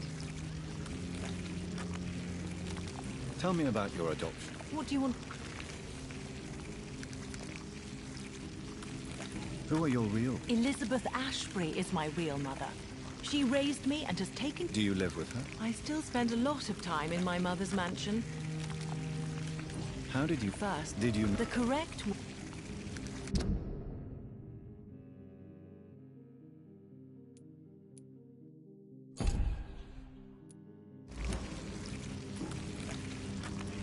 What are you doing out here? You mean, what do I do out... Actually... Well...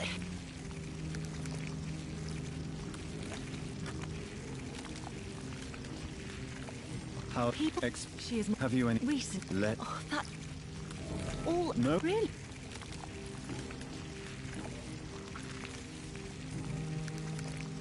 Do you know why Lady Ashbury chose you to become her daughter? No, I don't.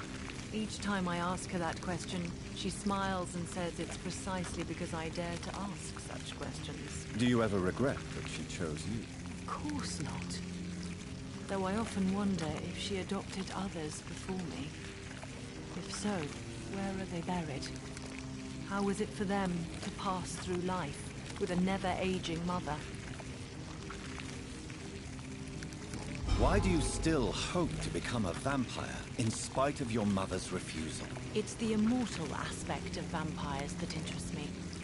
The world won't improve unless women take charge. I'm convinced of that. You're obviously a clever woman with a good education and a brilliant future. But have you thought about the price you'd have to pay? The loneliness, the necessary masquerade. Is it not true of every high position? To change this world and make it a better place, one needs time on one's side. Tell me, Charlotte, how do you plan to achieve eternal life? Since you've obviously given it a lot of thought. I won't give up. You have no idea how determined I am, sir. I may contract a deadly disease. I may throw myself under a carriage, just to be saved by her sweet kiss. That's a disturbing answer, young lady. And the worst part of it is, I know you speak the truth. There are less dangerous ways, Doctor. Instead of throwing myself under a horse like Emily Davison, I could just throw myself into your arms.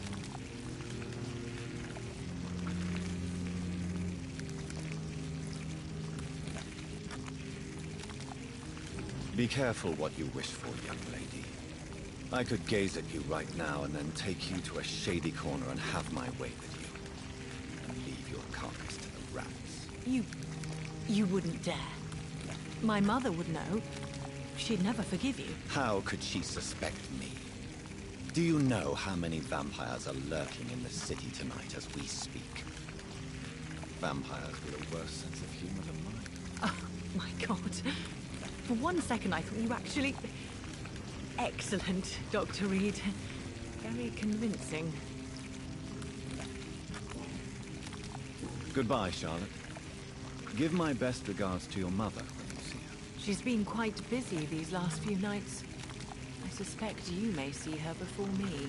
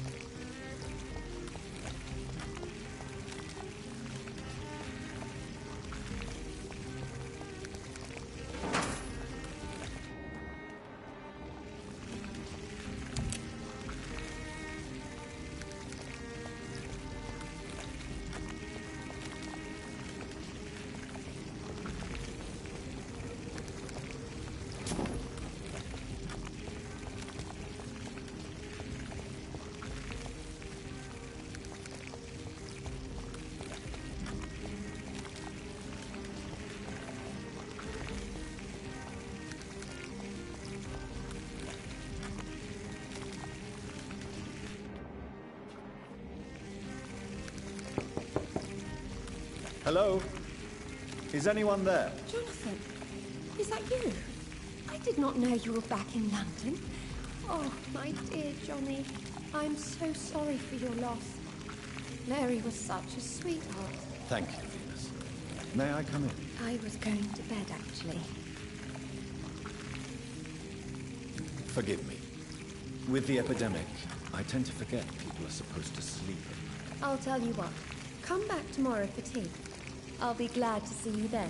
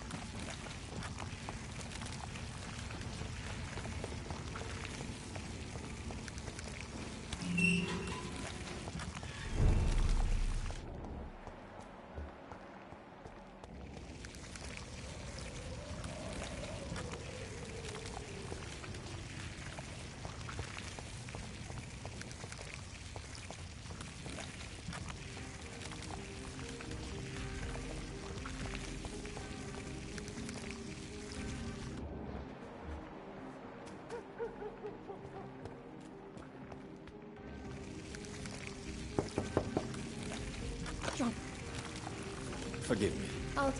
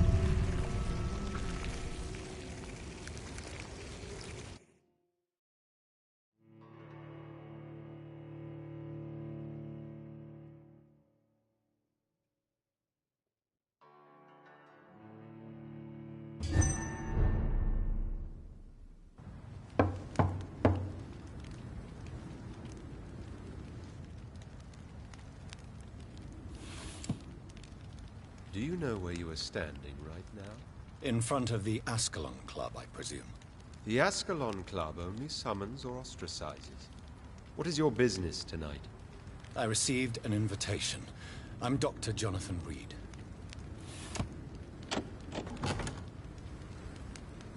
Welcome to the Ascalon Club, then, Dr. Reed. Please proceed. Lord Redgrave is waiting on you upstairs.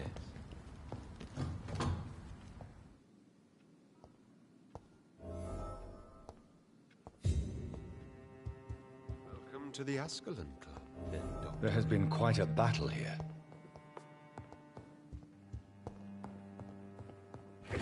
I'm sure the Ascalon Club has the money to replace the furniture.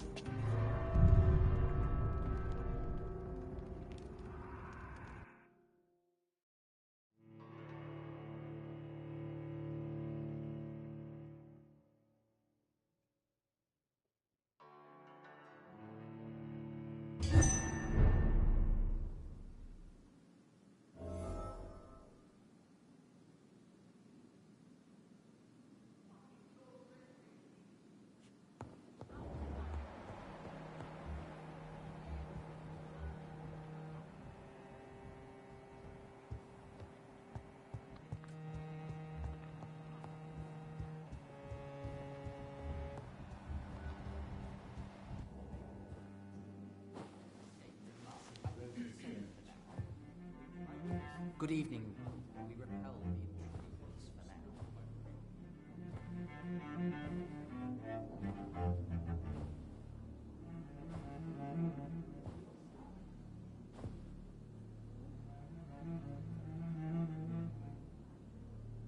My good friends, if I may have your attention. Behold our visitor, the good Dr. Reed. Newborn of blood so pure and strong that even my friend Fergal Bansher was no match for him. Here, here, here! Come forward, young Ekon, for we have so much to discuss.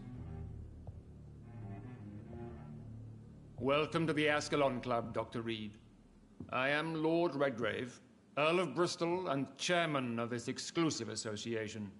Lord Redgrave. At last we meet. I've been eager to make your acquaintance. I've heard some astounding things about you. Please accept my condolences for your loss, Dr. Reed. Thank you, my lord. Lady Ashbury expressed your wish to meet me. Yes. The lady has always been a useful acquaintance, though not always reliable. Is she a good friend of yours?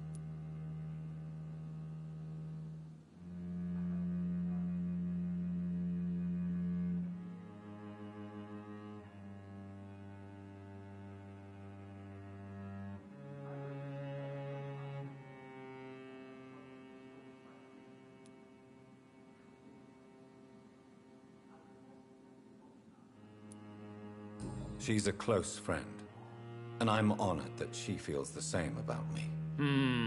The centuries have taught me never to trust a woman completely, especially if she is a mortal. Too prone to emotions, if you ask me. Too fickle when it comes to important decisions. My lord, do not expect me to speak ill of Lady Ashbury. Of course not, and I praise your loyalty. Would you offer the same fidelity to the Empire? What do you mean? I speak of the Skull Plague that threatens London and the country. You have been on the front line in the East End. But the time has come to open up a second front here. The epidemic has escaped the quarantine. You have new cases of the outbreak. We don't know for certain, but we cannot allow the disease to threaten the prominent heads of Great Britain.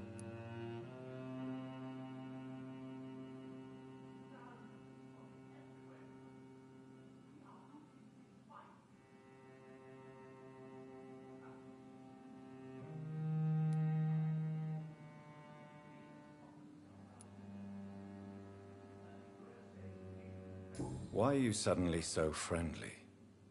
The last time I met one of yours, he tried to kill me. Are you referring to Fergal? He was the most useful of servants, but he was just a servant. You, on the other hand, Doctor, proved yourself much more worthy. You want me to find possible sources of the outbreak in the West End? Is that it? Ah, straight to the point, like all eager newborns. We shall have time to talk about all this, Dr. Reed, but first, I should like to get to know you better. Talk? Is that the only reason you asked me here? Well, no. I also wanted to meet the intriguing Ekon, who made such a powerful progeny of his sister. You have not learned the name of your maker, am I correct?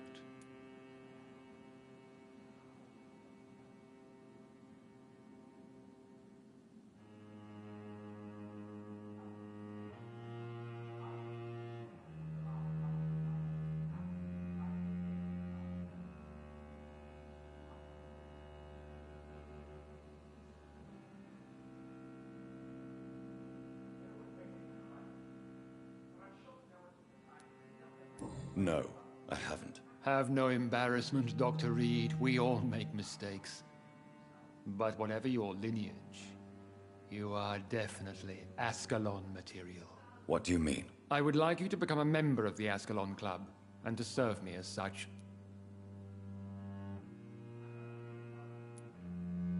I agree to join the club. This is good news. Good news indeed in these crucial times. Let's inform the Assembly formally and proceed with your initiation. My initiation?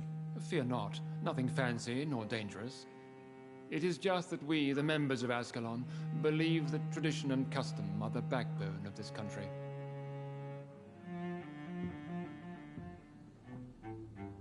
My fellow members, dear friends, please gather and welcome this Ekon as one of our own. Is he worthy? Is his blood pure? Well, speak, Dr. Reed, in front of the most sacred blood. The blood of our beloved William Marshall. Speak now. Will you serve and protect the crown as he did? Yes, I will. Then, young Ekon, it is time to testify with your blood. It is time to sign the Book of Allegiance.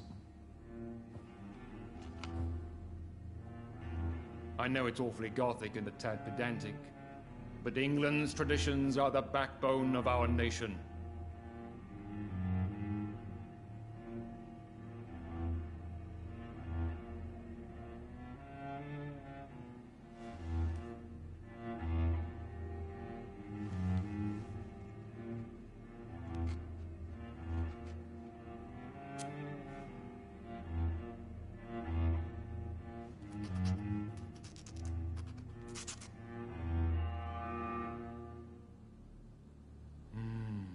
Delightful.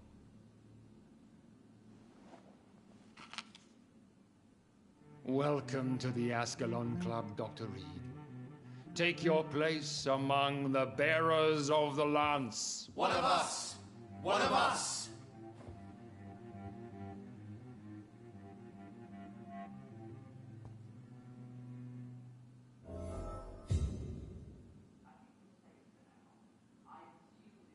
I personally went patrolling last night in the West End, and I spotted at least 2 foreign Ekons. This is an outrage. We shall chase these intruders down. I was chased by a gigantic Valcod 2 nights ago. I thought it was Fergal coming back, but